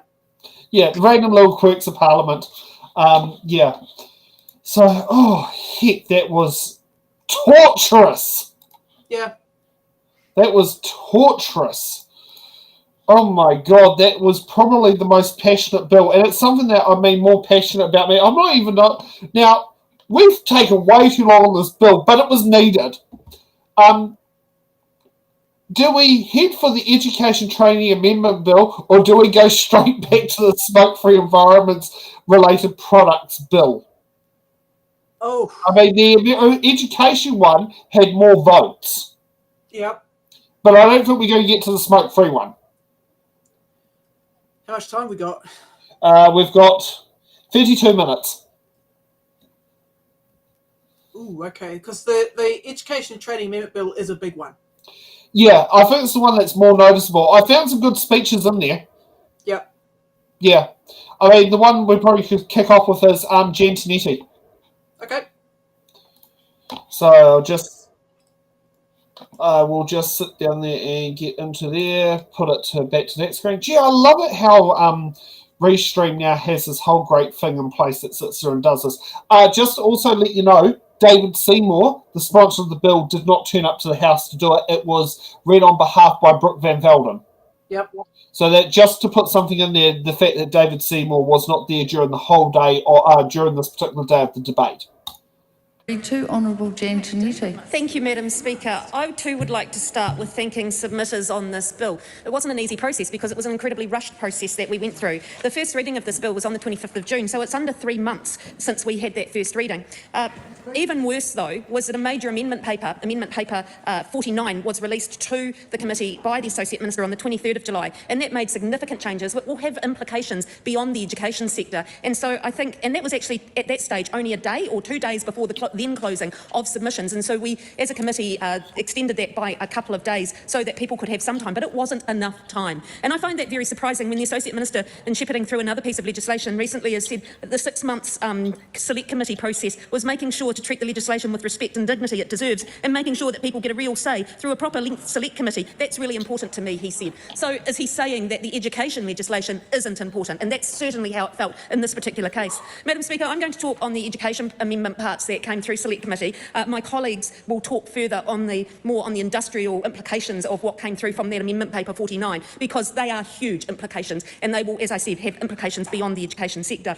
I wanted to start not talking about charter schools. I want to just very briefly talk about the early childhood network management repeal. Madam Speaker, we've heard from the Minister who presented the Associate Minister's statement here this afternoon that there were submitters that were in favour. I just want to point out that of 161 submissions on this part of the bill, 155 opposed it. So when we're talking about those that were in favour, that is an incredibly small percentage.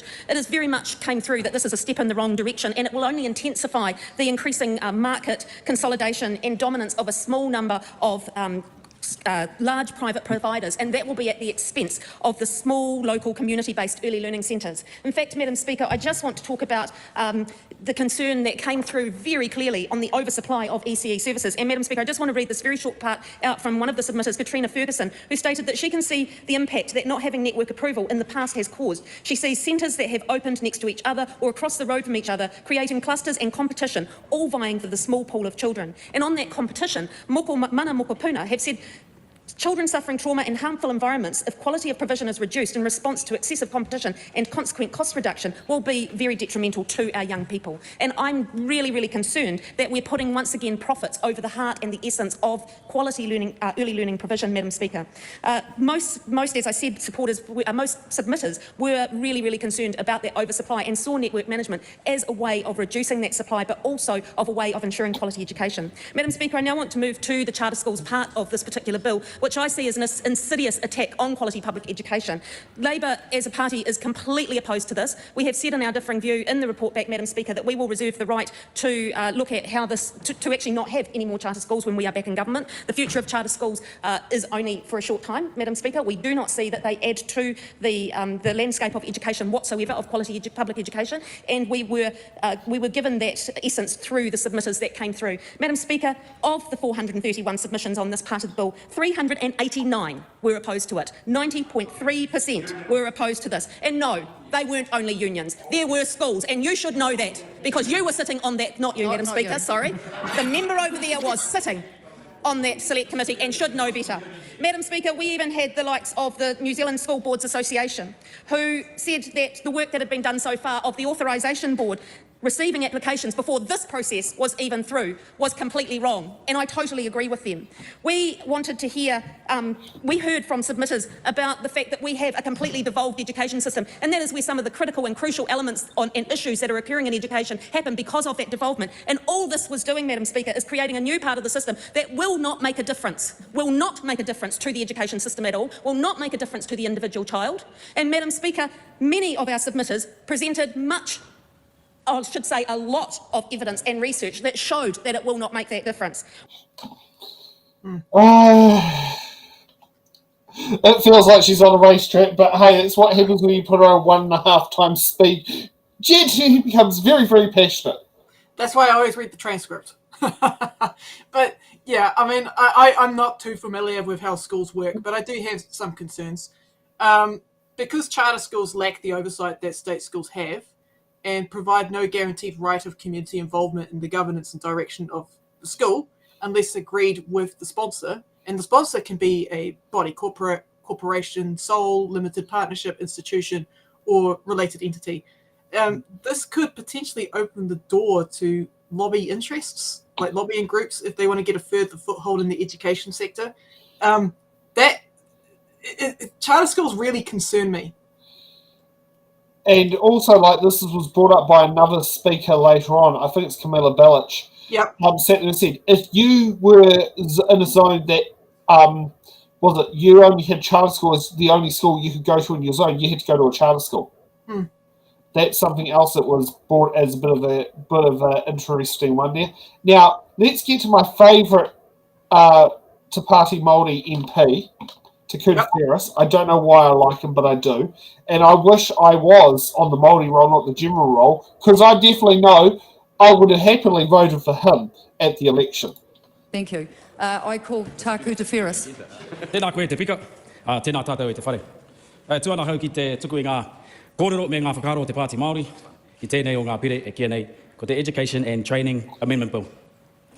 I was fortunate enough in the last couple of days to be at Waifetu Marae, where the 40-year celebration of the Te Māori exhibition took place. And the reason I mention it is because the Te Māori exhibition was a seminal watershed moment in the development and reclamation of Māori, of their rightful place in our own country. And what the Te Māori exhibition drove forward, was Māori determination to speak for ourselves in our own country.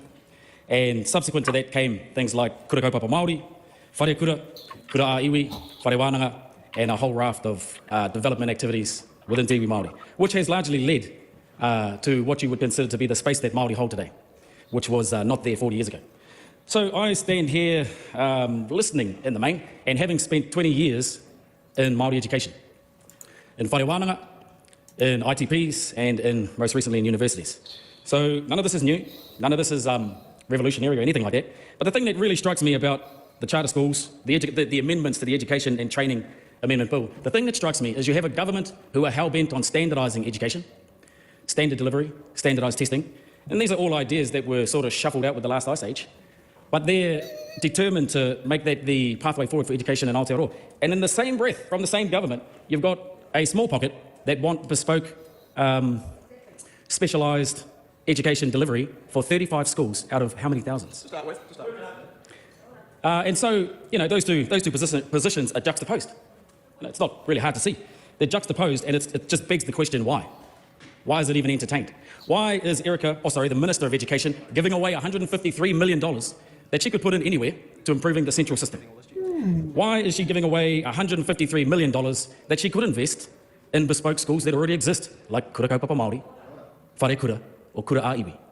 Why are they not $153 million concerned about the underachievement of young Māori in the mainstream system? Why can they not see that Māori medium education in kura kaupapa Māori, whare kura, and kura a iwi have been outperforming mainstream delivery of education to Māori for more than 30 years? I can tell you why they don't know, because they don't bother to look.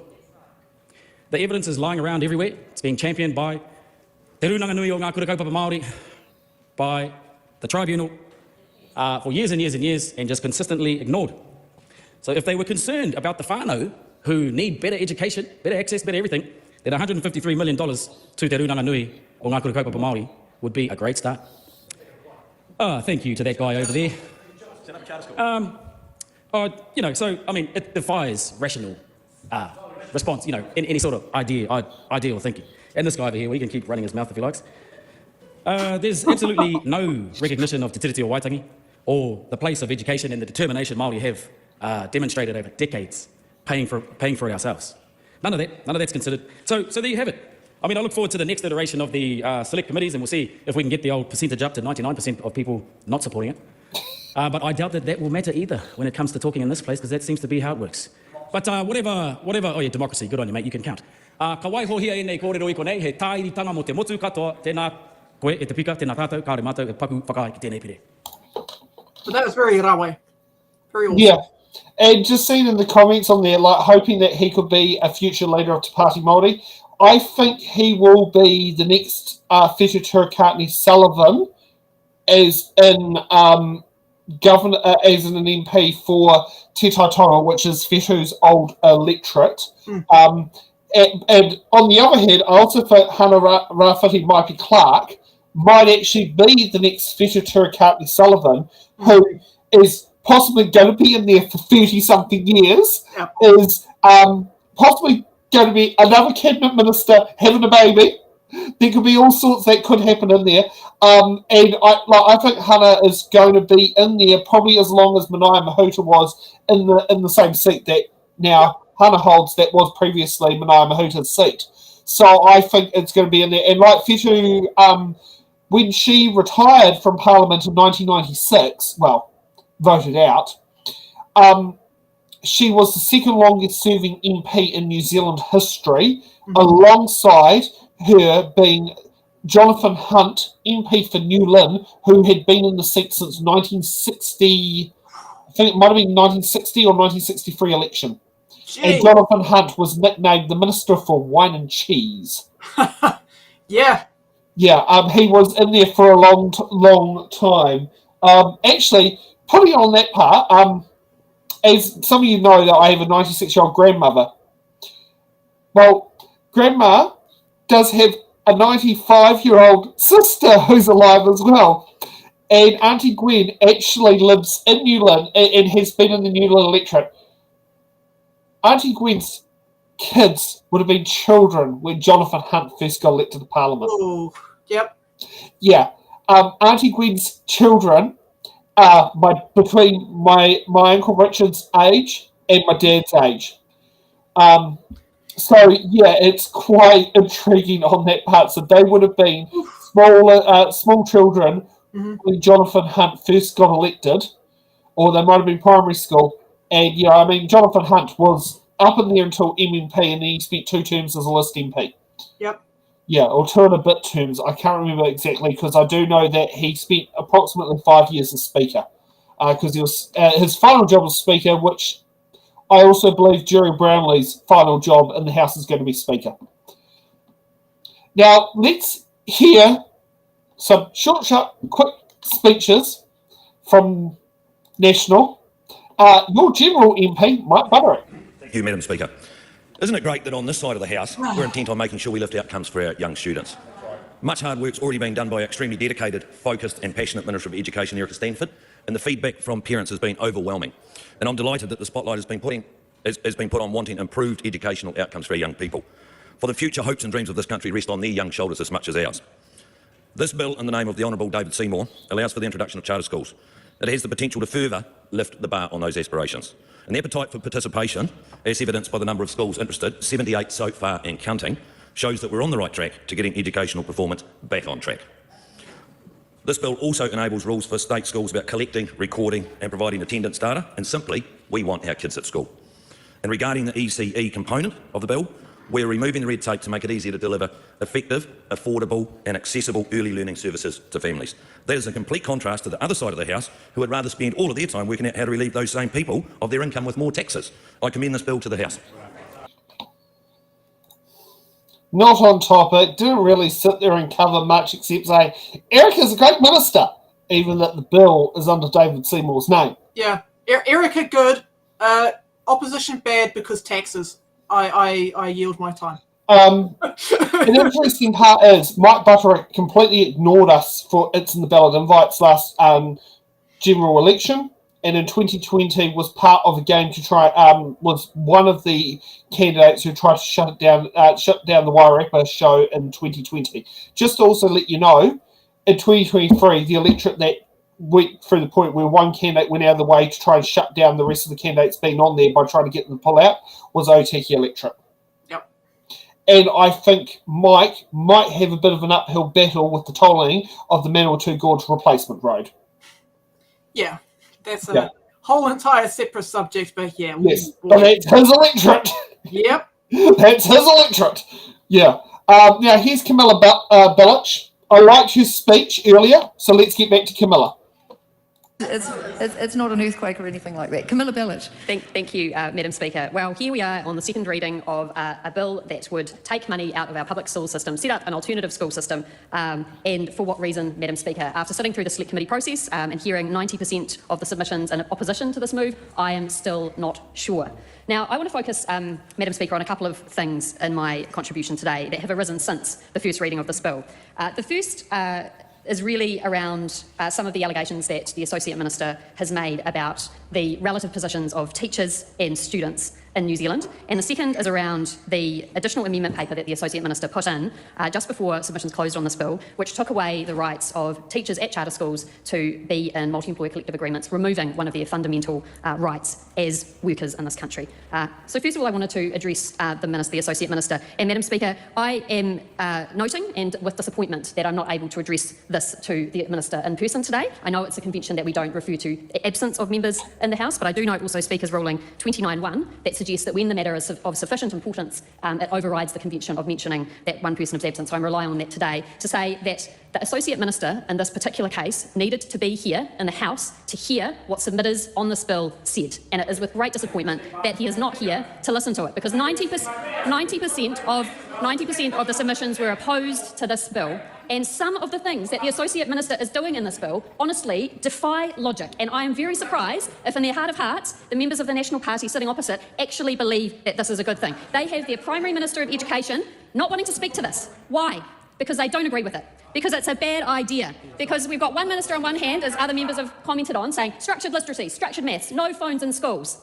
On the other hand, no teachers, no structured literacy, no maths, whatever phones you like, we don't know, totally unstructured. It is illogical, Madam Speaker. This entire premise of this bill defies logic and will be damaging to New Zealand's education system. And we heard in Select Committee that it will be damaging for a generation of children that are caught up in these charter schools. We heard evidence from other countries who have these charter schools to say that it takes literally an entire generation to get over the detriment that some of these schools pass. And, Madam Speaker, the point I wanted to make around the Associate Minister and some of the things he has said around teachers and students, he has said that we care only about teachers. We don't care about students. Now, I don't know whether he thinks New Zealanders are stupid, Madam Speaker, but we all know that parents want to have teachers which are satisfied in their work. We want teachers to be happy, well remunerated. We want them to be in a good place to be able to teach our children. There is no us and them when it comes to teachers and students. Their interests are one and the same. And so his constant remarks around the facts that unions want certain things and they're only for teachers are offensive and blatantly wrong. And I think New Zealanders know better than to listen to that type of division, once again, from this minister within this country.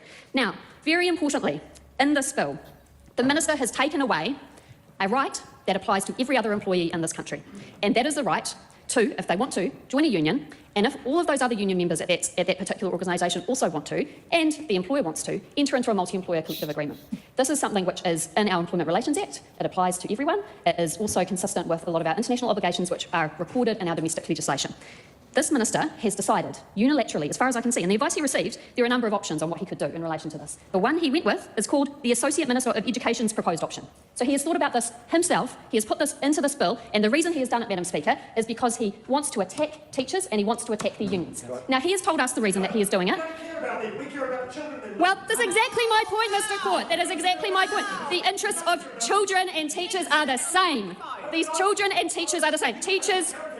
There is not a teacher in this country that gets into teaching because they want to be in opposition to students. They get into teaching to help students, for the children. It is just, it doesn't even deserve a response. It's so... Unless they're like Advocate Tringe Bell of Matilda.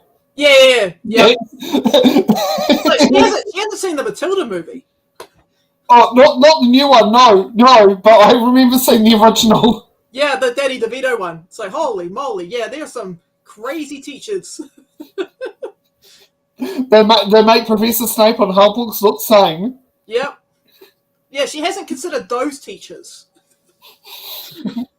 So obvious that teachers are in there to look after students. And honestly, I think some of these other members should listen to those comments and just have a bit of a reflection on whether that's really what you to be associated with. Anyway, the MECA opt-out that the Associate Minister has proposed takes away fundamental rights. And we were concerned about this. I questioned the Associate Minister at Select Committee about this particular issue.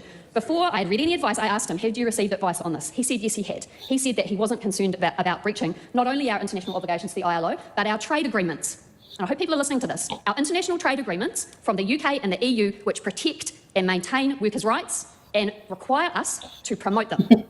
I was concerned about this. I asked him. He said he didn't mind. He didn't care. He was not concerned about that. He thought people could take him a complaint, but he wasn't too overly bothered about it. The next day, helpfully, we got a document which said exactly what I was concerned about. It said, and I'll quote from our report, it said that the MECA option, that there is a strong misalignment with the ILO obligations and it creates a significant restrictions on parties' ability to bargain freely. If a complaint were brought to the ILO, it's likely the ILO would confirm the misalignment. This is his advice.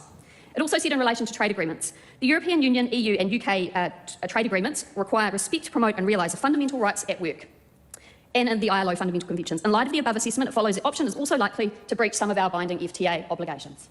So there we have it. It breaches our commitments internationally. It takes rights away from our teachers. So why are we doing it, Madam Speaker? Why are we deciding to take rights away when it can jeopardise our trade agreements, which we know are so important to our producers, to our farmers, to our manufacturers in New Zealand? Why would we put this at risk for something that has obviously come from ideological opposition to the rights of unions? Now, even his arguments in response to my questioning around the reason he didn't want MECA provisions in schools do not make sense. If there is a multi-employer collective agreement, you can opt out of that by not being a member of the union, and you can have a separate agreement with your employer. So this logic that somehow charter schools won't be able to employ the best person because there's a multi-employer collective agreement simply do not make sense. None of it, Madam Speaker, makes sense at all. It is an attack on our fundamental rights. It is a risk to our international reputation, and it is something which I'm disappointed the Associate Minister is not here in the House to answer to.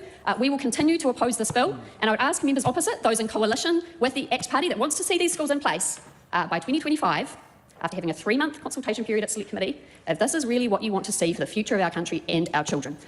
Institutions that you have no control over, no teachers, no scrutiny of what they're taught, they don't have to teach the curriculum, no control, and a situation where if there is only one school in your area and David Seymour decides that that school should be a charter school and invites you to apply to become a charter school, then your child has no option if it's zoned for it to attend a charter school.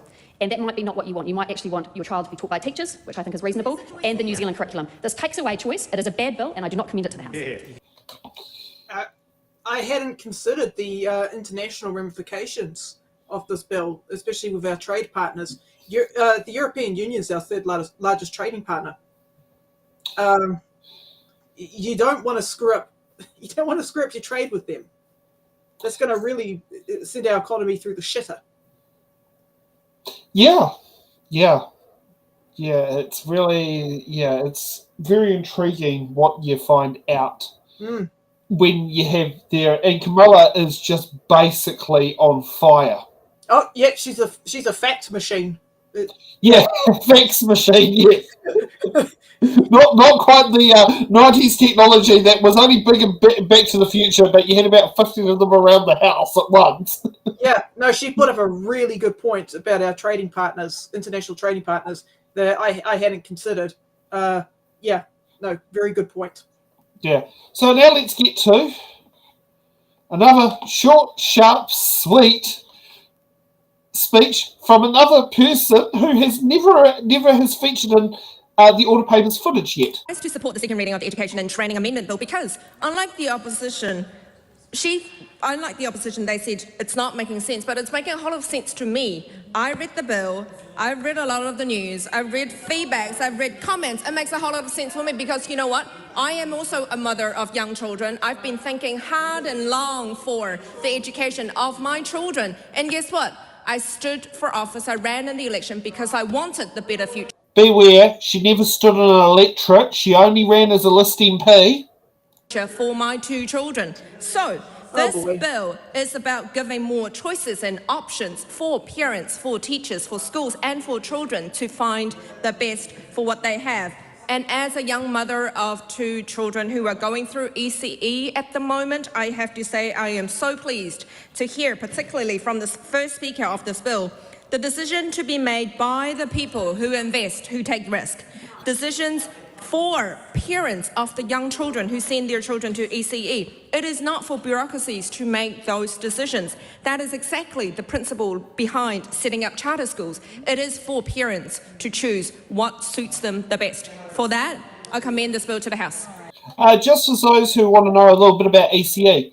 ECE schools do not have zones. You do not have to go to the nearest school in the area you live.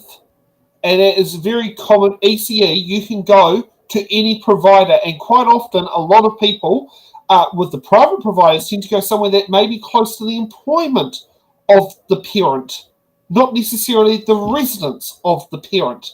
But when it comes to schools, there's a thing under the Education Act that states that if a school, has to be in a location of somewhere, that if they've got an oversubscription of students, a good example is Auckland Grammar. You have to be in zone. You get automatic enrolment. It might be the closest school to your work, but if you live in a different area and it's not in the same zone, you cannot you cannot just automatically get into that school. You have to go through a ballot system. You might not actually get in. And also what we'll be saying out there is you have to go to school in your area. And as Camilla said earlier, what happens if your local school in the area, the only one you have the automatic right to, becomes a charter school? Yeah. Well, yeah, what happens? You don't have a choice anymore. School choice doesn't exist for you anymore. Yeah, and also the other thing is Nancy Lou lives in Auckland. Yeah. It's like, to people like Nancy, it's like, look, I want your kids to have a great upbringing in New Zealand, right? I want your kids to be big-brained, okay? I love seeing smart kids. But this bill ain't it. This bill ain't it. Yeah. Are you going to be covering Dr. Lawrence Zunan's response? Because I thought he gave... Oh, that's way up. Yeah, let's... yes, he was number 3. Yep. Junan. Tēnā koe e te mango te whare. What a time to be a parliamentarian, to witness firsthand the parallel universe that the minister is living in terms of some of the stats that was referred to. Madam Speaker, I am disappointed. I am disappointed at the way that this particular bill was approached and the way this particular bill was approached during the select committee stage. Let's start with some of the common themes of the submissions, and let's start with charter school. We have heard from multiple submitters that our existing education system in Aotearoa is already flexible enough and does not require yet another tier, yet another educational system. We have state schools, state integrated schools, specialist schools, special character schools, kura kaupapa, and private schools. We do not need another one. In fact, some have argued that our system is almost too flexible as it stands. That's the first thing. Second thing, a lack of evidence. We have consistently seen a lack of evidence, both in Aotearoa and internationally, that charter school as a system works. We have heard submitters from overseas, particularly from the UK, of the danger when you introduce charter schools in their form of academies, and also in terms of the orphan schools and the orphan students that are created as a part of that system. Madam Speaker, other things that we have seen. The number of overseas interest in setting up charter schools in Aotearoa. We have heard from submitters who blatantly tell us that the only reason they're interested in setting up a charter school is because they can get public money for it. That is shocking. That is shocking, Madam Speaker, that this is the tone that educators take on how they are going to approach education in Aotearoa and how they're going to educate our future generations. Let's talk about the next thing, Madam Speaker, in terms of the process of this bill. Now, the Honourable Jen Tenedia has already talked about the truncated select committee process that we have seen, which meant that we rushed things through. And I thank the Education and Workforce Select Committee. I thank the chair, Katie Niman, and also thank the staff who helped us through that. However, that shouldn't have been the normal process. And particularly, when we had this bill going through select committee, the application for charter schools should not have been opened. People should not have already had to apply for it, and yet not knowing whether there's going to be any amendment. That is a presumption that we've had, that this bill is going to go through as it stands. Madam Speaker, the other thing is, as we saw, the original deadline for the select committee, which we decided was the 25th of July. Then on the 23rd of July, the Associate Minister released a new amendment paper number 49, with some major adjustments, which I'm sure other speakers will speak on to later.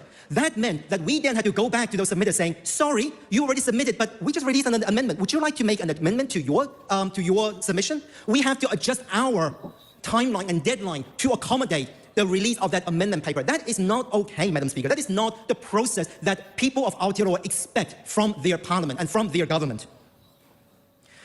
what we see with the charter school as well, in terms of the flexibility, over and over again, is the fact that this is essentially a carve-out. This is a carve-out for the associate minister. This is the only way that the government was able to form a government by pandering to what their coalition partner demands. And I have mentioned in this house before of the discrepancy and inconsistency between what the Minister of Education and what an associate minister of education has stated and their vision and direction of education in Aotearoa.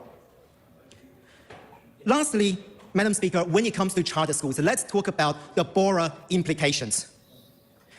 The Chief Ombudsman, now I don't know how often this happens, but the Chief Ombudsman himself made a submission and made an oral submission expressing his concern and the freedom of expression and the freedom of access to information on the basis that charter schools as a publicly funded institute will not be subjected to OIA. No other public funded institute does that, to my knowledge. And when we asked the Chief Ombudsman, he couldn't give a clear answer if anyone else has such privilege. That is a serious concern to the fundamental right that we have here in Aotearoa. When we heard the submission from the Youth and Children's Commission, they mentioned that our obligation under international conventions around rights to education and right for children. And then we then asked, why was there no child impact statement produced as a part of this? And there was no answer for that. So this whole process, Madam Speaker, has been incredibly disheartening, but also just incredibly negative in terms of how this government has chosen to progress their bills. Now let's move on to the second part of this, which is around ECE. We've heard from the Children and Young People's Commission around the ECE. We have heard from people. We have mentioned that there was no child impact statement. And when we asked the government, when we asked the people, this was, first of all, the network management approval process was introduced in 2023. In any other party, a number of other bills who have seen this house, they said, oh, you know what? Oh, there's not enough time for us to see how well it's going to work. Apparently, 1 year is sufficient for this particular bill and for this particular process for it to be repealed after 1 year. And on top of that, Madam Speaker, they said that this is going to be a barrier for creating of new ECE centers. Well, let me tell this house, the number of ECE centers that has been approved under the network management has increased in 2023. Not decreased, increased. So what is the barrier that is being referred to here, other than the fact that this is giving a carte blanche to for-profit ECE companies to privatize further at the cost of our future? Our young children should be able to live their lives, should be able to be educated, and that should be the priority of our focus here in Aotearoa. If someone's like, my priority is going to be making money, it is not going to be about the children. It is not going to be about our akonga, Madam Speaker. That is a serious concern. So, overall, in terms of what we have seen with the submissions and joint select committee process, 90.3% of the submitters, 90.3, not most, not some, 90.3. For those of you, that is an A+ when you're in a schooling system. It is an A+ if you're looking at the GPA system at a university. That is how many percentage, that is the percentage of people who said no to this bill. 96.3% of people said no to the repeal of the ECE network management. That is not some, Madam Speaker. That is almost all of them. And that has not been acknowledged by the minister, and that has been not acknowledged by this, by the way that we have progressed this. So I do thank the submitters who have submitted on this bill. I thank to all of you who have experience, both lived experience as well as decades of work experience, who took the time out of your busy lives to make the submission. But I am also angry. I am angry for all of you who made the submission to think that your voice will be heard by this government and has not been heard by this government. That is shameful. What a joke of a process, Madam Speaker. So with everything that we have seen from the submitters, no, Madam Speaker, the Green Party will not support this bill. That was definitely worth going into overtime. The man was cooking. Okay, so for the bills that are coming up for submissions ending this week, actually, I can change that because we don't have a bottom speaker. Okay, yeah, I'm taking back over. Okay, the improvement of surrogacy amendment bill, which we did talk about last week, it is due this Wednesday, the 18th. You've got the regulatory systems economic amendment bill, which is due Thursday. Now, here's a new one. Beware, this is what happens when you have short periods of time. The gambling definition of remote interaction gambling bill is due on the 19th. Now, a brief part about the bill is it's about raffle tickets. So currently, so there's been a temporary law passed during COVID which allows you to sell raffle tickets remotely due to the pandemic. This is to turn this temporary law into a permanent law. Previously, before 2020, you had to, in order to buy a raffle ticket, you had to actually buy it in person, which is called a class-free gambling, which is I would support this bill, and this one did actually go through there. Yeah, if you want to, you can have Brooke Van Velden's truncated, you've got 6 days to submit process, and scan the QR code, go through, put in your bill, and say you want to support the ability for the local school or the local guild guides to sell raffle tickets remotely. And I'll be honest, I remember as being the supplier of prizes to one raffle, and we went into the middle of a level 4 lockdown in the middle of it. But I do remember buying a raffle ticket for the same raffle and having to sit down there and do it all remotely, and it was quite a good process. So that is a bill I actually recommend supporting. Oh yeah, it's great for charities too. Yeah. It also means you can sit there and sell raffle tickets on websites as well.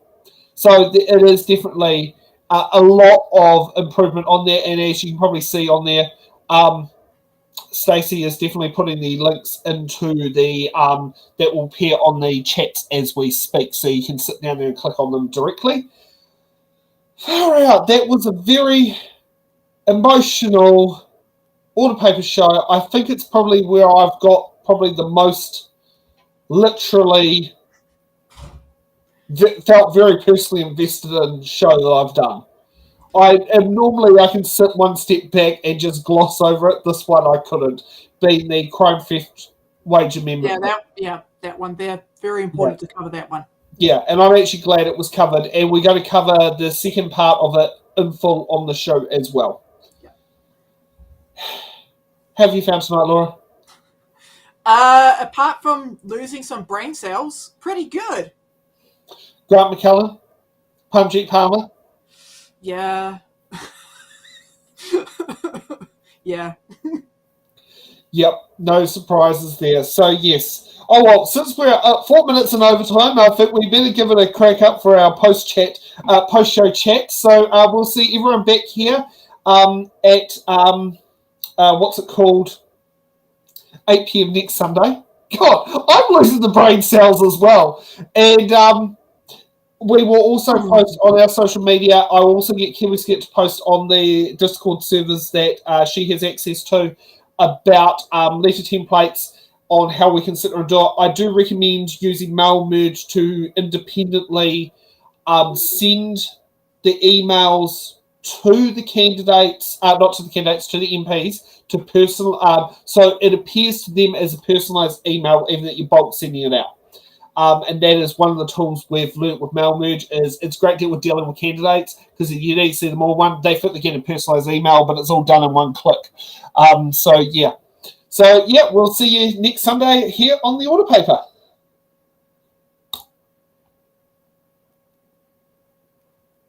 Thank you for watching the Order Paper, your express ticket to the New Zealand House of Representatives. Every episode, we unravel the complex world of legislation, debate, and democracy. From bills to select committees, we've got it all covered. From our team of political commentators who will dissect and explain what's happened so you can remain up to date on what's happened in the Aotearoa, New Zealand Parliament. To support our channel, you can become a Patreon member at patreon.com/itsinthaballot. The Order Paper podcast is brought to you by